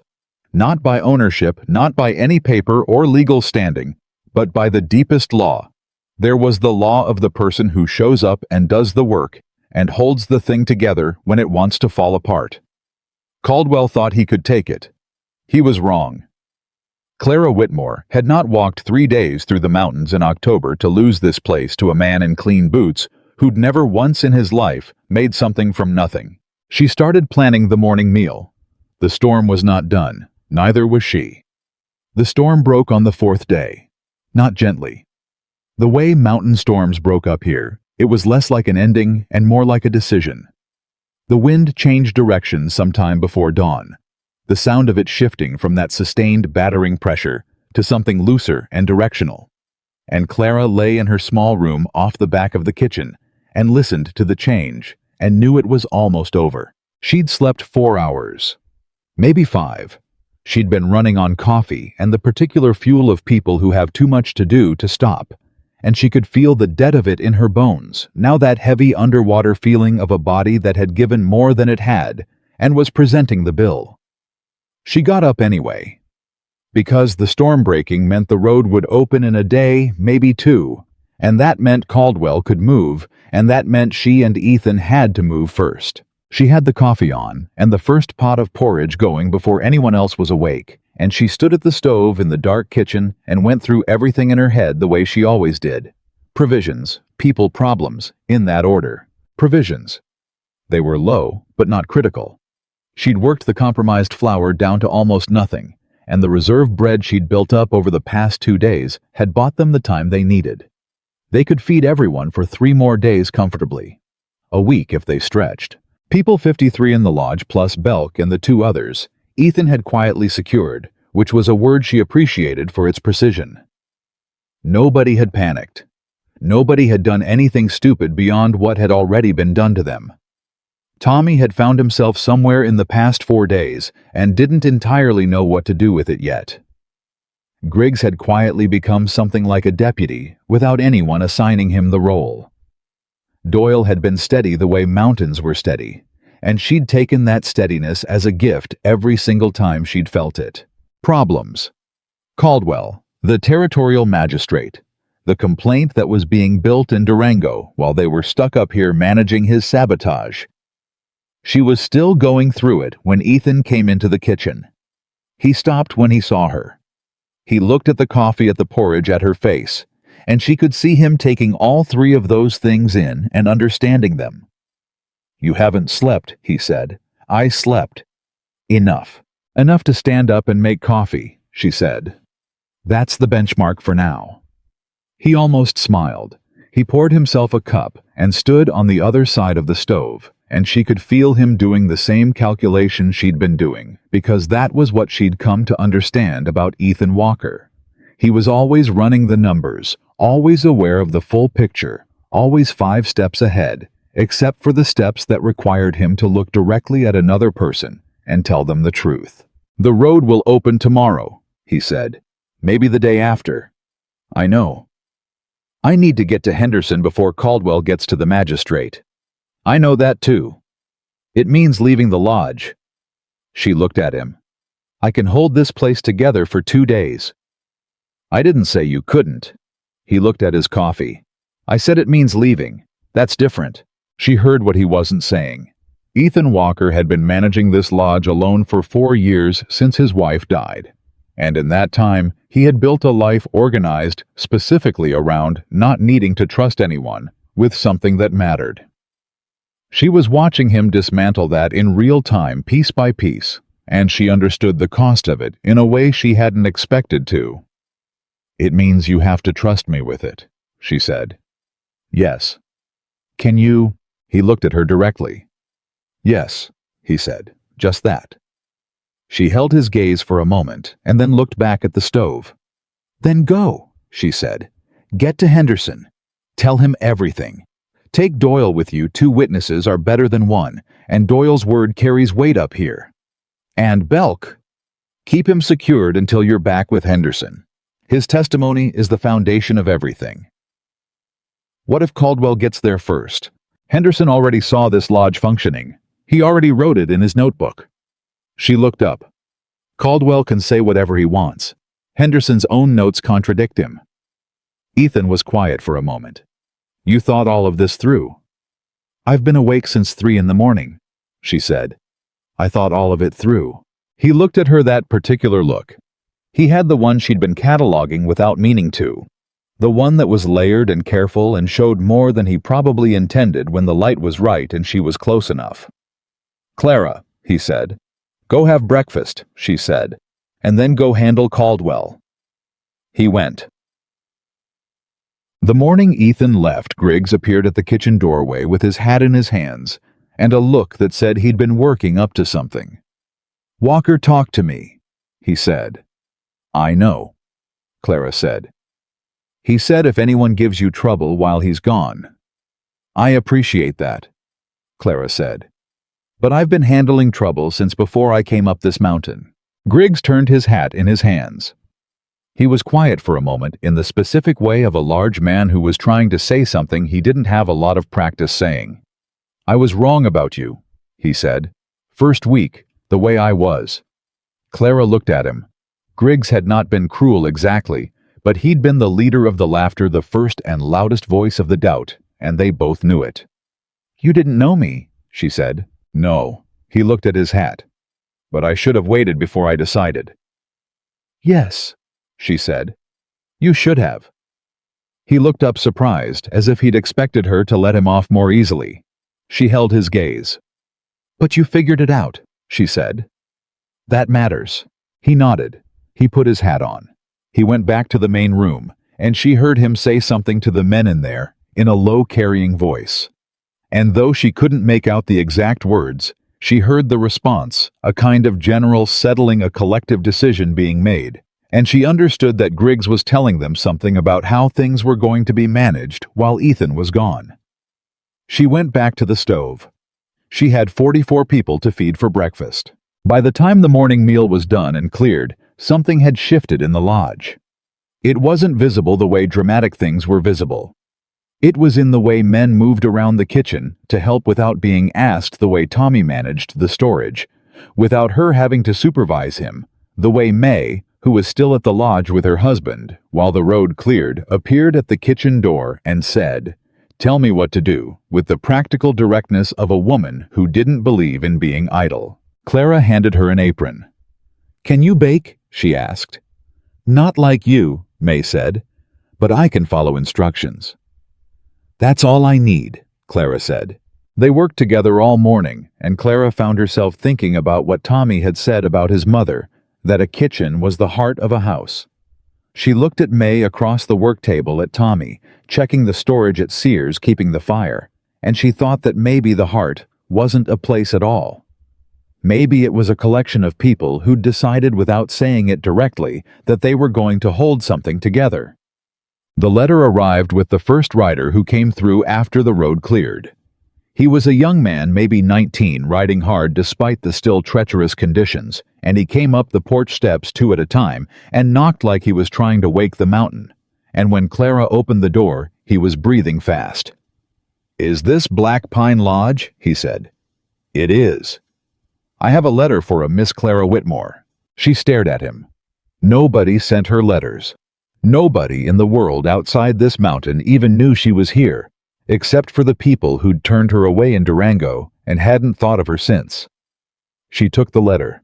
She looked at the handwriting on the outside, and she didn't recognize it. "Who sent this?" she said. "Man in Durango. Gave me $2 to bring it up soon as the road opened." The young man looked at her expectantly, like he thought there might be a response she'd want to send back. "Thank you," Clara said. She gave him coffee and a biscuit, and he was grateful enough that he stopped looking expectant. She took the letter to the kitchen, and she stood at the work table and opened it. It was from the baker who had turned her away. The man with the flower on his apron who had said the thing about physical demands. His name, she now learned, was Garrett. The handwriting was careful and a little stiff. The handwriting of a man who didn't write letters often and knew it. She read it twice. He'd heard about the storm. He'd heard from the hunters who came back down the mountain about what Black Pine Lodge had done 53 people through a 4-day blizzard. Everyone fed, everyone accounted for. He'd heard it from the trappers, and he'd heard it from the travelers, and he'd heard specifically that the cook up there had managed it alone when the owner had to leave. He wrote that word twice. Alone. He wrote that he wanted to apologize for the way he'd spoken to her. He wrote that he'd been wrong. He wrote in the stiff, careful handwriting that he was sorry for it. At the bottom, he'd added a single line, "Your father would be proud." Clara stood at the work table for a long time. She pressed both hands flat on the wood, and she breathed, and she let herself feel what the letter made her feel, which was complicated, which was the specific, complicated feeling of being seen by the person who most needed to see you. At the moment when you most needed seeing, even when it was late, even when it had been too long. Coming. She set the letter down. She folded it carefully. She put it in the pocket of her apron. Then she went back to work because there was always more work to do, and her father had also taught her that the best response to being told you'd done something well was to go do it better. Ethan came back on the 3rd day. He came in the early evening just ahead of the cold, and when she heard the horses, she was in the kitchen finishing the supper preparations, and she heard the boots on the porch, and she heard Ethan's voice, and another voice she didn't recognize, and then the main room going quiet in a specific way. She wiped her hands on her apron and went to the doorway. Ethan was there. Doyle was behind him, looking tired but steady, the look of a man who had ridden hard and done what needed doing. And with them was a man she had not expected. Not Henderson, but a taller man, older, with the particular bearing of someone who held official authority and wore it without effort. Ethan looked at her across the room. His face was not the face of a man who had lost. "Clara," he said. "This is Marshal Aldrich Webb, Territorial Marshal." She looked at Webb. Webb looked at her. His eyes were the sharp, unhurried eyes of a man who processed a room in seconds and stored everything. "Miss Whitmore," he said. "I've been hearing about you for about 40 miles. "I hope it was accurate," she said. "Largely," he said. "Can you show me this kitchen?" She showed him the kitchen. She showed him the storage, the organized system, the rotation, the labels, the records she kept in the small notebook she carried in her apron pocket. She showed him the wet flour sacks she'd set aside, and not discarded, because she'd known from the moment she found them that they were evidence, and evidence had to be preserved. She showed him the flask she'd taken from Belk's hands. Webb looked at the flour sacks for a long time. He touched one. He looked at the interior. He didn't say what he was thinking, but she could see him filing it. Then she took him to where Belk was. Belk had been in the small storage outbuilding for 3 days, with adequate food and water, and a lock that Hobbs had installed on the second day of the storm. He was not mistreated. He was not happy. When Webb walked in, Belk looked at the territorial marshal's badge, and something in him collapsed forward. The particular collapse of a man who had been waiting for whatever came next, and was relieved in a grim way to finally see it. He told Webb everything he'd told Ethan. He told it more fully because Webb asked better questions. The precise questions of a man who needed the answers to be usable in a formal proceeding.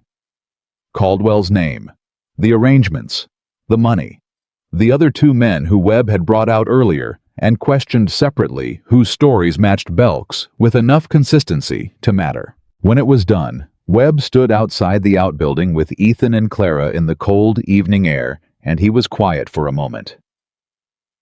"Caldwell has filed his complaint with the magistrate in Denver," he said. Ethan's jaw tightened. The complaint alleges mismanagement and negligence in the operation of a critical mountain shelter. Webb said, resulting in hazardous conditions for travelers. He looked at Clara. His specific allegation is that the hiring of an unqualified cook, his words led to inadequate food management during the November storm. Clara was very still.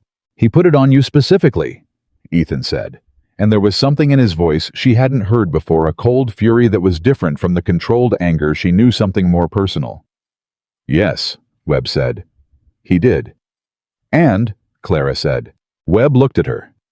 "And I have Henderson's notes written before the storm documenting this lodge as properly provisioned and competently managed.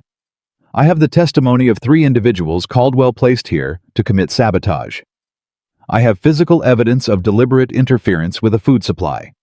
And I have—" He paused.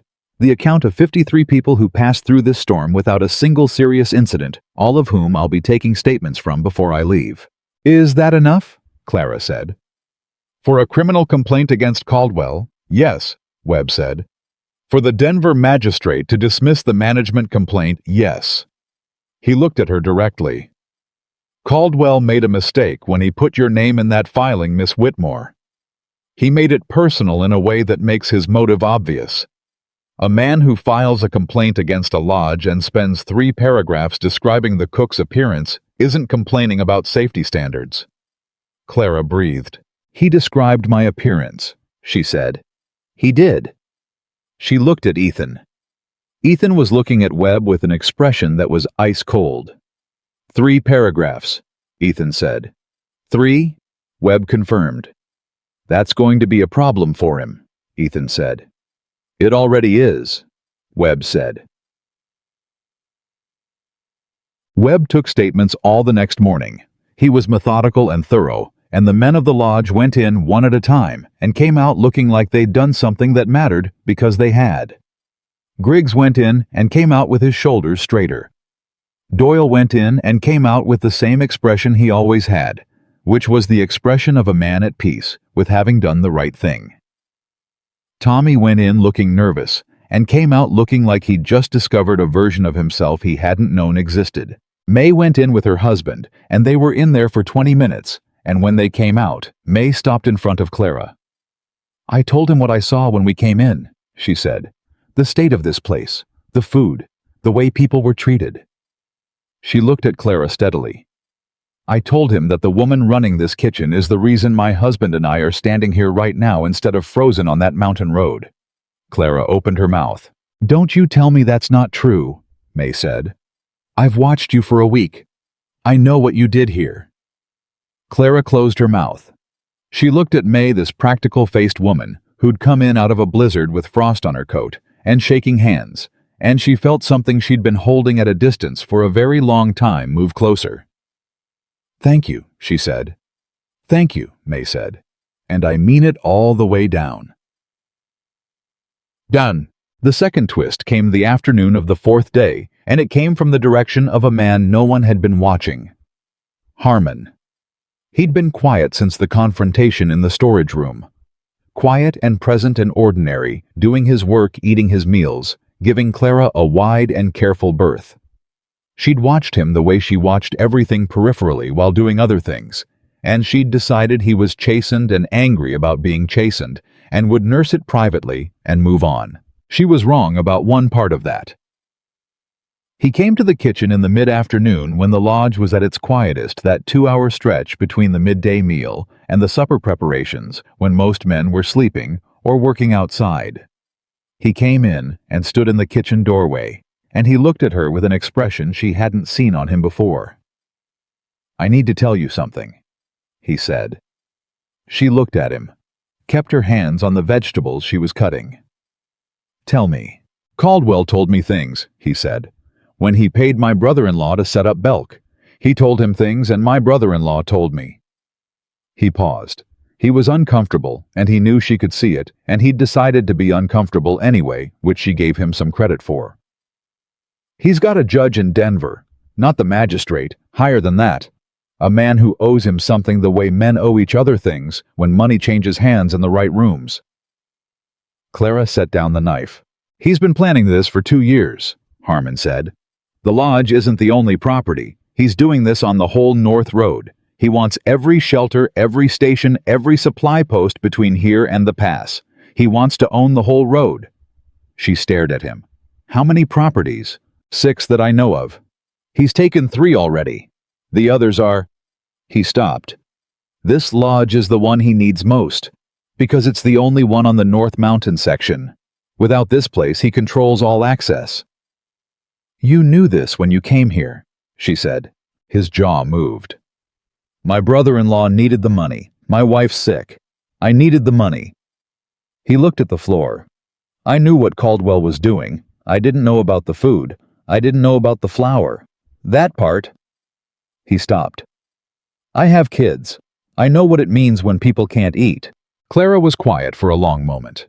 She looked at this complicated, morally compromised man standing in her kitchen with his guilty truth and his sick wife and his brother-in-law who'd made a bad deal.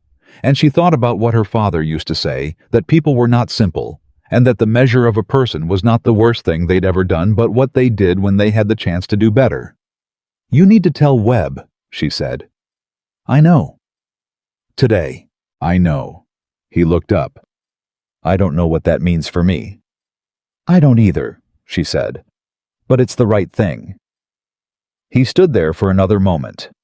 Then he nodded one short nod, the kind that meant a man had settled something with himself, and he went to find Webb. She stood at the work table and processed what he'd told her. A judge in Denver. A 2-year plan. 6 properties. The whole North Road. She thought about Ethan's father building this lodge 40 years ago with $12 and a mule. She thought about what a man like Caldwell wanted with a thing like that, not the lodge itself, not the service it provided, but the control, the ownership, the ability to decide who got through and who didn't, and at what price. She went to find Ethan. Gade. He was in his office, a small room off the main hall that she'd only been in twice before, and he was sitting at his desk with his hands flat on the surface, and the look of a man who was doing his thinking the hard way. She came in and closed the door behind her, and she told him what Harmon had told her. She watched his face as she talked, watched the stillness of it, the controlled precision with which Ethan Walker received bad news. Not shock, not panic, but a kind of cold, exact absorption, like a man taking a measurement. When she finished, he was quiet for a moment. "A judge," he said. "That's what Harmon says." "Webb can deal with a compromised judge. Webb can start a process that deals with one," she said. "This isn't something that gets fixed in a week, but the process has to start here with what we have." Ethan looked at his hands on the desk. "He wants the whole road," he said. "Yes."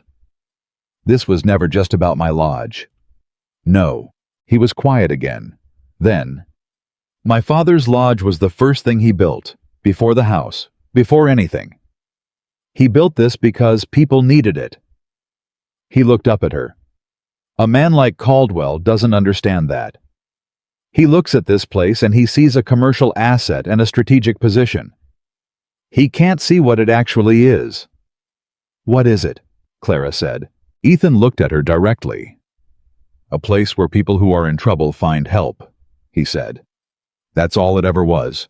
That's all my father built it to be. She looked at him. In the small room in the plain afternoon light, this was the clearest she'd ever seen Ethan Walker. Not the armored man, not the mountain man, who trusted nobody, but the man who had kept his father's lodge running for 4 years alone, because it was the right thing to do, and he didn't know how to stop doing the right thing, even when it cost him everything. Then we make sure Webb understands that, she said. Not just the sabotage, the whole picture. What Caldwell's building, what it means for every shelter and every traveler on that road. He'll listen. He listened to everything we gave him today, she said. He's that kind of man. Ethan looked at her for a long moment. Outside the small room, she could hear the lodge, the sounds of it, the life of it, the particular noise of a place that was full of people who had nowhere else to go and were being held together by something they couldn't quite name. Clara, he said. Yes. When this is resolved. He stopped. He started again. When Caldwell is dealt with and the road is safe and the spring comes, he stopped again. She watched him, this man who had run a mountain lodge alone for 4 years and never found the words for the things that mattered most. I don't want you to leave, he said. She was very still. I know that's not. He looked at his hands. I know you came here for a job. I know this place was never supposed to be permanent, but I want you to know that it could be. He looked up. If you wanted it to be. She held his gaze. She thought about 17 cents and a closed door and a 3-day walk up a mountain road alone. She thought about her father's rolling pin in her bag and his voice in her chest saying, "Don't let them take this from you." She thought about the flowers she'd worked through the night and the fried apples on the first real snow day, and Tommy's face when he sat on Belk and Doyle's nod from across the room, and May saying thank you all the way down. She thought about this man across the desk who had watched her work for 2 months and said, "I see you, Clara," in the most offhand, honest way she'd ever been seen. "Let's get through Caldwell first," she said. It wasn't yes. He heard it as exactly what it was, which was not no, and the difference between those two things was the size of a future, and they both understood that. "All right," he said.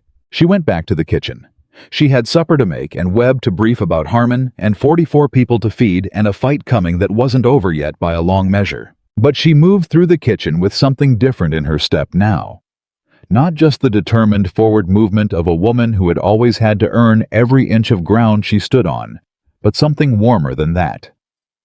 The feeling of a person who is standing in a place that is improbably and truly and without condition exactly where she belongs. Webb left on the 5th day with Belk in custody, with the other 2 men Caldwell had placed with a notebook full of signed statements with the wet flour sacks wrapped in oilcloth as evidence, and with Harmon's testimony written out in the precise legal language that Webb had quietly translated from Harmon's rough guilty telling of it. Before he mounted up, he stood on the porch with Ethan and Clara, and he said, "This is going to take time." "How much time?" Ethan said. "Caldwell has money and he has connections, and he has a judge in Denver who owes him something. Those things don't unravel in a week." Webb looked at both of them steadily. "But they do unravel. What you've given me is enough to start the process. The physical evidence alone is enough to open an investigation. And once an investigation opens on a man like Caldwell, other things tend to come out." "And the complaint he filed against the lodge," Clara said. "Henderson's notes and 53 signed statements are a more compelling document than whatever Caldwell's lawyer wrote," Webb said. "The Denver magistrate will dismiss it. Might take a month." "A month," Ethan said. "I know that's not nothing," Webb said. "But it's survivable." He looked at Clara when he said it. She wasn't sure if that was intentional. He tipped his hat to her. "Miss Whitmore," he said. "I've met a lot of people in a lot of difficult situations. You have a particular quality." "What quality is that?" she said. "You don't spend any time being afraid when there's work to be done," he said. That's rarer than it sounds. He rode out. Clara watched him go until the trees took him, and then she turned around and went back inside because there was breakfast to finish, and she'd left Tommy with the porridge, and Tommy had a tendency to let porridge go too thick if nobody was watching.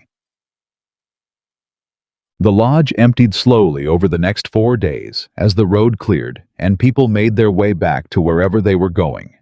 They left in groups, in pairs, alone, the hunters with their gear, the travelers with their bags, the mountain workers heading back to the camps. Each one stopped at the kitchen before they left. Not all of them said something. Some of them just looked at Clara with the specific look of a person who wants to communicate something they don't have words for, and she understood it each time, and she nodded each time, and they went. Griggs was one of the last to go. He stood in the kitchen doorway on the morning of the 8th day with his pack over his shoulder and his hat on, and he looked at her the way a man looks at something he's still processing. "I'm heading back down to the South Camps," he said. "I know," she said. "Safe travels." He turned his hat in his hands. She'd noticed he did this when he was working up to something, and then he said, "I'm going to tell people what happened up here." "You don't need to do that." "I want to," he said. He looked at her steadily. "People should know what you did. The kind of person who does what you did, people should know that's out here." Clara looked at him. The big, loud man, who had laughed first and loudest when she walked through the door 2 months ago, was standing in her kitchen, asking her permission to tell her story. "Tell it honestly," she said. "I always do," he said. Then, to her complete surprise, he reached up and tipped his hat, a real tip, deliberate, the kind that meant something. "Ma'am," he said. He went.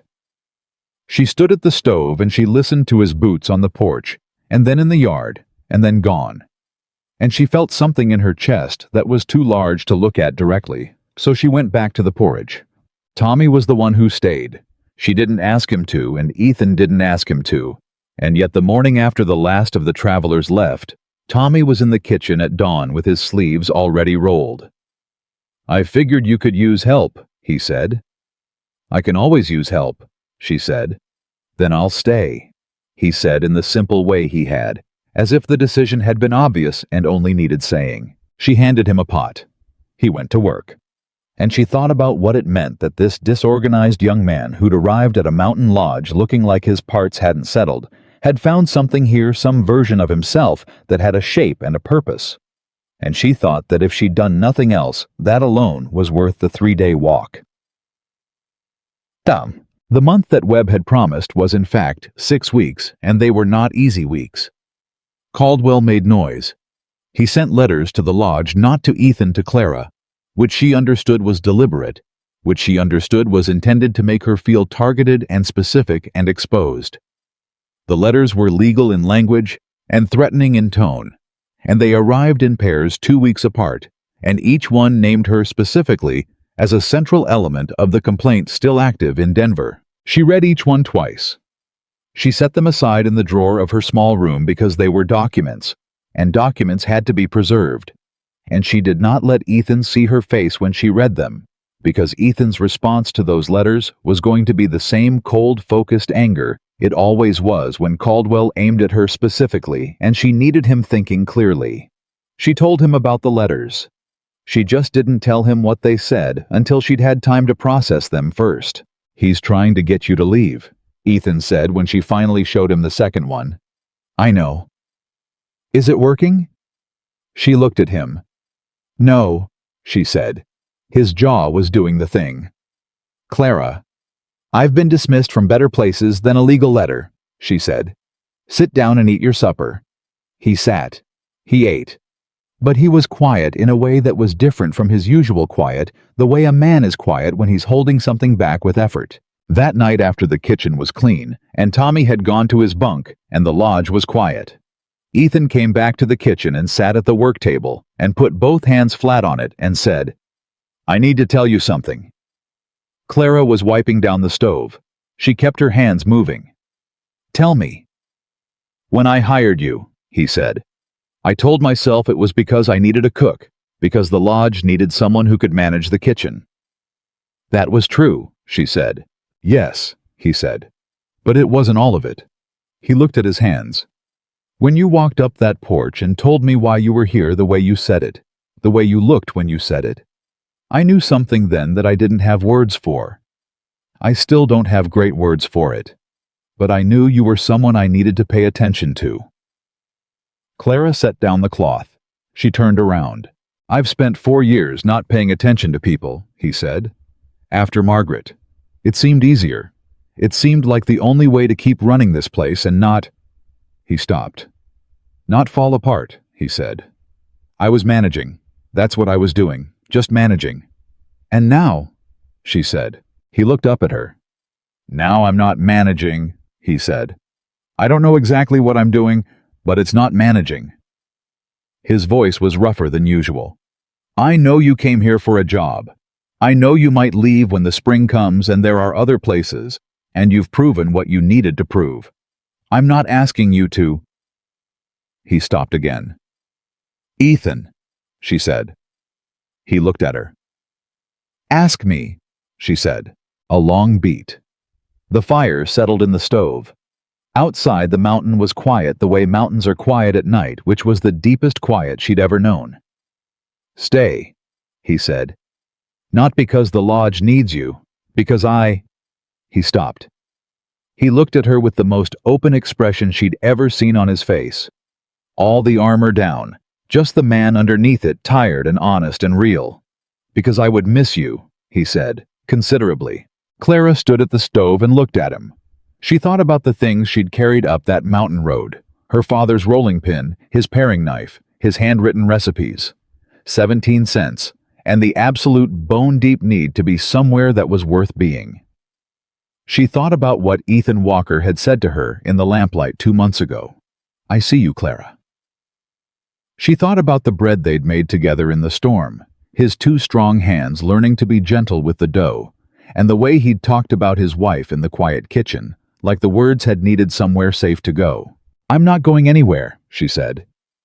He looked at her. I'm not going anywhere, she said again clearly. I decided that a while ago. I was waiting for you to ask properly. Something crossed his face, something that started slow and became, for just a moment, uncomplicated. She hadn't seen him uncomplicated before. It suited him. That's something, he said. Yes, she agreed. It is. She picked up her cloth and turned back to the stove, and behind her she heard him exhale one long, slow, controlled breath. The breath of a man setting something down that he'd been carrying for a very long time. The news from Webb came on a Thursday, which was an ordinary Thursday in every other way. Clara was making bread. Tommy was managing the storage. Hobbs was repairing something on the porch, and Ethan was going over the winter ledger. It was an ordinary morning, which was the particular gift of a lodge that was functioning the way it was supposed to function, and Clara had learned to receive that gift consciously, to notice it when it was happening. The writer came in mid-morning with a letter from Webb, and Ethan read it in the main room, and then came to the kitchen doorway with the letter in his hand, and his face doing the thing where she couldn't read it immediately. Tell me, she said. Denver dismissed the complaint, he said. She stopped. All counts. Henderson's documentation and the signed statements were sufficient. The Denver magistrate noted specifically that the filing contained evidence of personal bias on the part of the complainant. He paused. That's the 3 paragraphs about your appearance. And Caldwell's judge. Webb opened a separate investigation into the relationship between Caldwell and Judge Marbury. Marbury has recused himself from anything Caldwell adjacent pending the outcome. He looked at the letter again. The sabotage charges are moving forward. Belk has made a full confession. The other 2 followed. A pause. Caldwell's lawyer filed a counter-complaint yesterday claiming his client had no knowledge of the actions taken at this lodge. Does anyone believe that? She said. Webb says no. Ethan looked up. The money transfers are traceable. Harmon's brother-in-law has records. Caldwell's arrangement of the whole thing is documented in enough detail that his lawyer's filing looks like what it is. Clara breathed. She pressed her hands on the work table and breathed. It's not over, Ethan said. Webb was clear about that. Caldwell has money, and he's going to fight it. This could take another year. But the lodge is safe, she said. The lodge is safe. She looked at him. He was still standing in the doorway with the letter in his hand. This tall, careful man who had built walls for 4 years and was taking them down piece by piece with the same deliberate patience he put into everything. Your father's lodge, she said. My lodge, he said quietly. Then, our lodge. She looked at him for a moment. Then she went back to her bread because the dough was at a critical point and she couldn't leave it. And behind her, she heard Ethan go to the main room and call for Tommy. And she heard him tell Tommy the news. And she heard Tommy's voice go high and young and genuinely delighted in the way of someone who hadn't yet learned to keep delight at a professional distance. We won, Tommy said. We won the first part, Ethan said. There's more ahead. But we won the first part, Tommy said with the certainty of a young man who understood which sentence mattered. Yeah, Ethan said. We won the first part. Clara kept working the dough. She was smiling, and she didn't try to stop it. The twist came 3 days later, and it came from Caldwell himself. He rode in on a gray morning with only one man behind him, no lawyer, no entourage, no performance. He rode in the way a man rides when he's come to do something he's thought about carefully, and the absence of the usual trappings was the thing that told her this was different. Ethan was in the main room. Clara was in the kitchen. She heard the horses, and she came to the doorway, and she looked at Caldwell, and she read him the way she read everything fast and thorough from the outside in. He was not the same man who had stood in her kitchen with his practiced smile and his 3 paragraphs.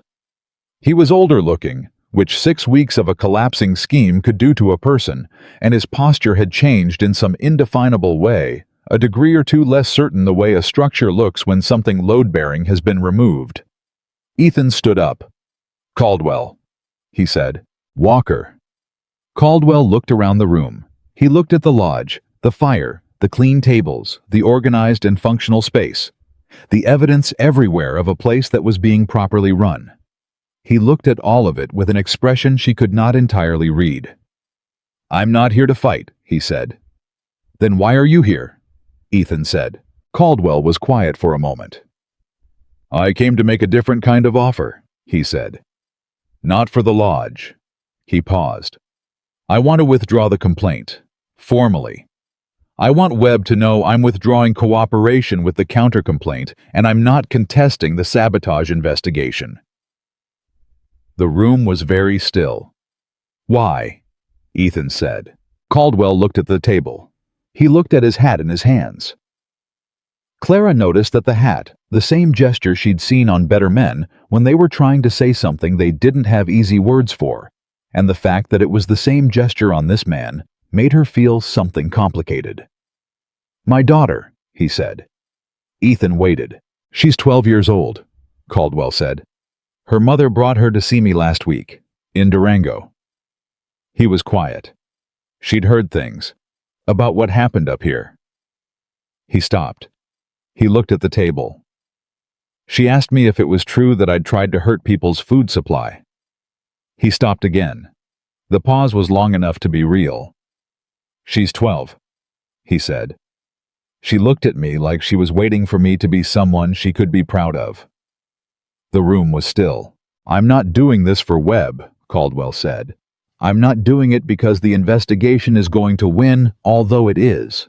I'm doing it because my daughter asked me a question, and I don't want to be the kind of man whose answer disappoints her. Clara watched him. She had spent months understanding Nathan Caldwell as a type, the smooth money man, the operator, the person who moved pieces on a board and didn't look at what the pieces were made of. And he was that. He was all of that.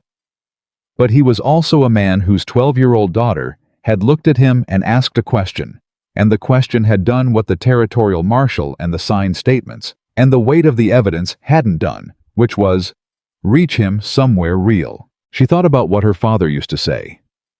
People are not simple. Walker, Caldwell said. I know I can't fix what I did here. I know that's not how it works. He looked at Ethan directly. But I can stop making it worse. Ethan looked at him for a long moment. You'd put that in writing, he said. Yes. Everything. The withdrawal, the counter-complaint, the cooperation with the investigation. Yes. Another long silence. Ethan looked at Clara. It was the briefest look, a question, not a request for permission, just the look of a man who had gotten into the habit of checking the measure of things with the person he trusted most. She gave him the smallest nod. He looked back at Caldwell. Sit down, he said. I'll get the paper. Caldwell sat, and Clara went back to the kitchen because there were things she felt right now that were too large and too layered to process in front of anyone.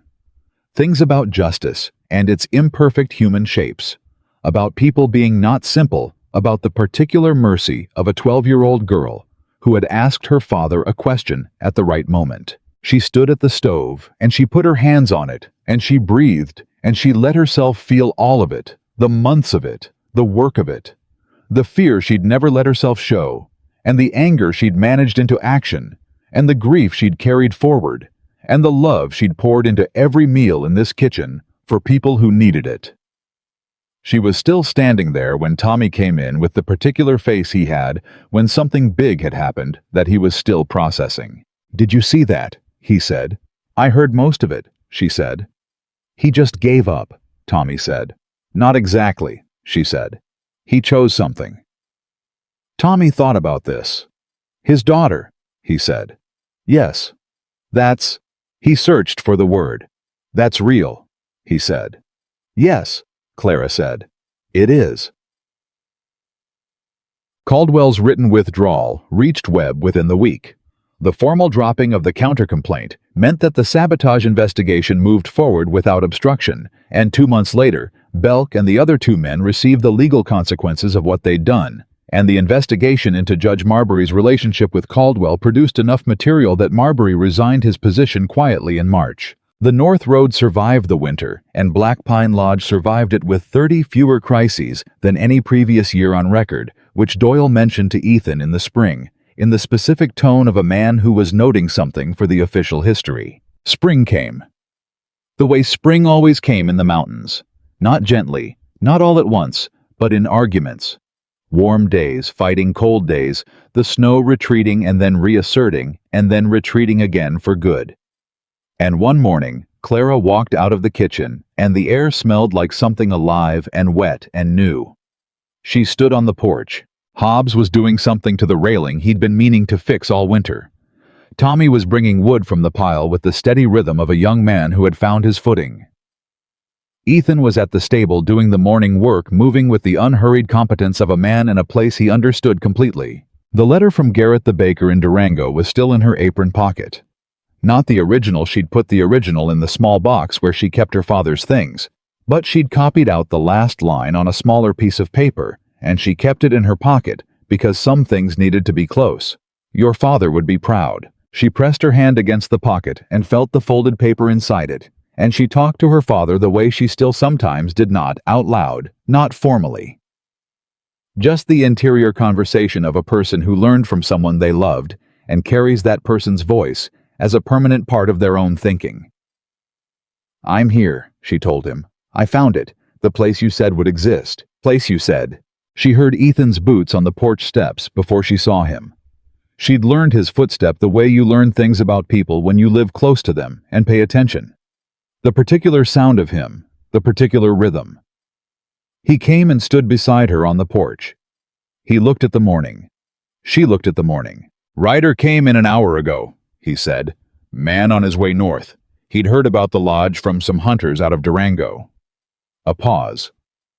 He said he'd heard this was the best food between here and the pass. Clara looked at the mountains. What did you tell him? I told him to go see the cook, Ethan said. She was quiet for a moment. The best food between here and the pass, she said. That's what he said. That's a long stretch of territory. Yes, Ethan said. It is. She turned to look at him. He was already looking at her in the way he had, that was direct and serious, and didn't look away when she caught it. the way of a man who had decided that looking away was something he used to do and wasn't going to anymore. "I got another letter," she said. "From Durango. A woman who runs a boarding house. She heard about the storm and what happened here. She wants to know if I'd consider consulting on her kitchen operations." She paused. "For a fee." Ethan was still. "She's not the only one," Clara said. "There have been 2 others. Word travels, I suppose." "Are you telling me you're leaving?" he said. His voice was even. She knew him well enough now to know what even cost him. "I'm telling you people are asking," she said. "That's different from leaving." He breathed. "Clara, I told you in February," she said. "I'm not going anywhere." She looked at him. "But I want you to know that I'm staying because I'm choosing to. Not because I have nowhere else to go. Not because I need the position. Because I am choosing this place and these people and—" She paused, "and you, specifically." The word landed between them and stayed. Ethan looked at her. All the careful distance was gone. The armor he'd worn for 4 years that she'd watched him take apart piece by piece over the past months was not there this morning, on this porch in this spring light. There was just the man, steady and quiet and real. "I would like to be chosen specifically," he said. "Good," she said. He took her hand. Not dramatically. There was nothing dramatic about Ethan Walker. Everything he did was quiet and deliberate and meant. But he took her hand the way a person takes something they intend to keep, and she let him. They stood on the porch of Black Pine Lodge in the first real morning of spring, and looked at the mountains, and didn't say anything else for a while, because everything that needed saying had been said, and everything else was the work ahead of them, which was considerable and real, and exactly the kind of work that Clara Whitmore had been made for. The hearing in Denver was in April. Clara went with Ethan. She had not been asked to testify. Webb had told them her statement was part of the record and her presence was not required. But she went anyway, because some things you show up for, not because it's required, but because it's right. The courtroom was formal and strange, after the mountain full of wood and paper and men in good coats, and Clara sat beside Ethan, and she felt him take a breath when Caldwell walked in, and she put her hand on his arm, and he steadied. Caldwell had made good on every promise. His written withdrawal was in the record. His cooperation with the investigation was documented. He sat across the room with his lawyer, and he did not look at Ethan, and he did not look at Clara. But once near the end of the proceedings, when the presiding judge was reading aloud from the collected evidence, Caldwell looked up and found Clara's eyes. She held his gaze. She didn't look away. She didn't look triumphant. She just looked at him the way she looked at everything, steadily, clearly, without flinching. He looked back down. The judge ruled at 2 in the afternoon. The complaint against Black Pine Lodge was dismissed with prejudice, which Webb explained meant it could not be refiled. The sabotage charges stood and would proceed to their own hearing. The investigation into the broader land acquisition scheme on the North Road was formally opened, which meant the other 5 properties Caldwell had targeted would have legal protection during the process. Outside the courthouse in the April afternoon, Webb shook Ethan's hand and then looked at Clara. "The physical evidence," he said. "The flour sacks. The way you preserved them, documented them, kept them dry and properly stored as evidence that was the foundation of the physical case. I want you to know that." "I just kept them the way I keep everything in storage," Clara said. "Organized and protected." Webb almost smiled. "Yes," he said. "That's what I mean." He went. Doyle, who had come down for the hearing, clapped Ethan on the shoulder with the economy of a man who expressed everything in the fewest possible gestures. And then he started for his horse, because he had a long ride back. "Doyle," Clara called. He turned. "The honey bread," she said. "I'll make it Sunday." He looked at her. 15 years on a mountain, this man, and what moved across his face when she said that, was something private and genuine and untranslatable. "Appreciate it," he said. His voice was rough. He rode out. Ethan stood beside her on the street outside the Denver courthouse, and the city moved around them, busy and loud, and nothing like a mountain lodge. He looked out of place here, this mountain man in this city street, and she thought that was exactly right. He belonged somewhere specific, and he knew it, and he'd built his life around it, and that was one of the things she loved about him. She thought that. She let herself think it directly, which she hadn't quite done before the word and everything it meant. "Ready to go home," he said. She looked at him. Home.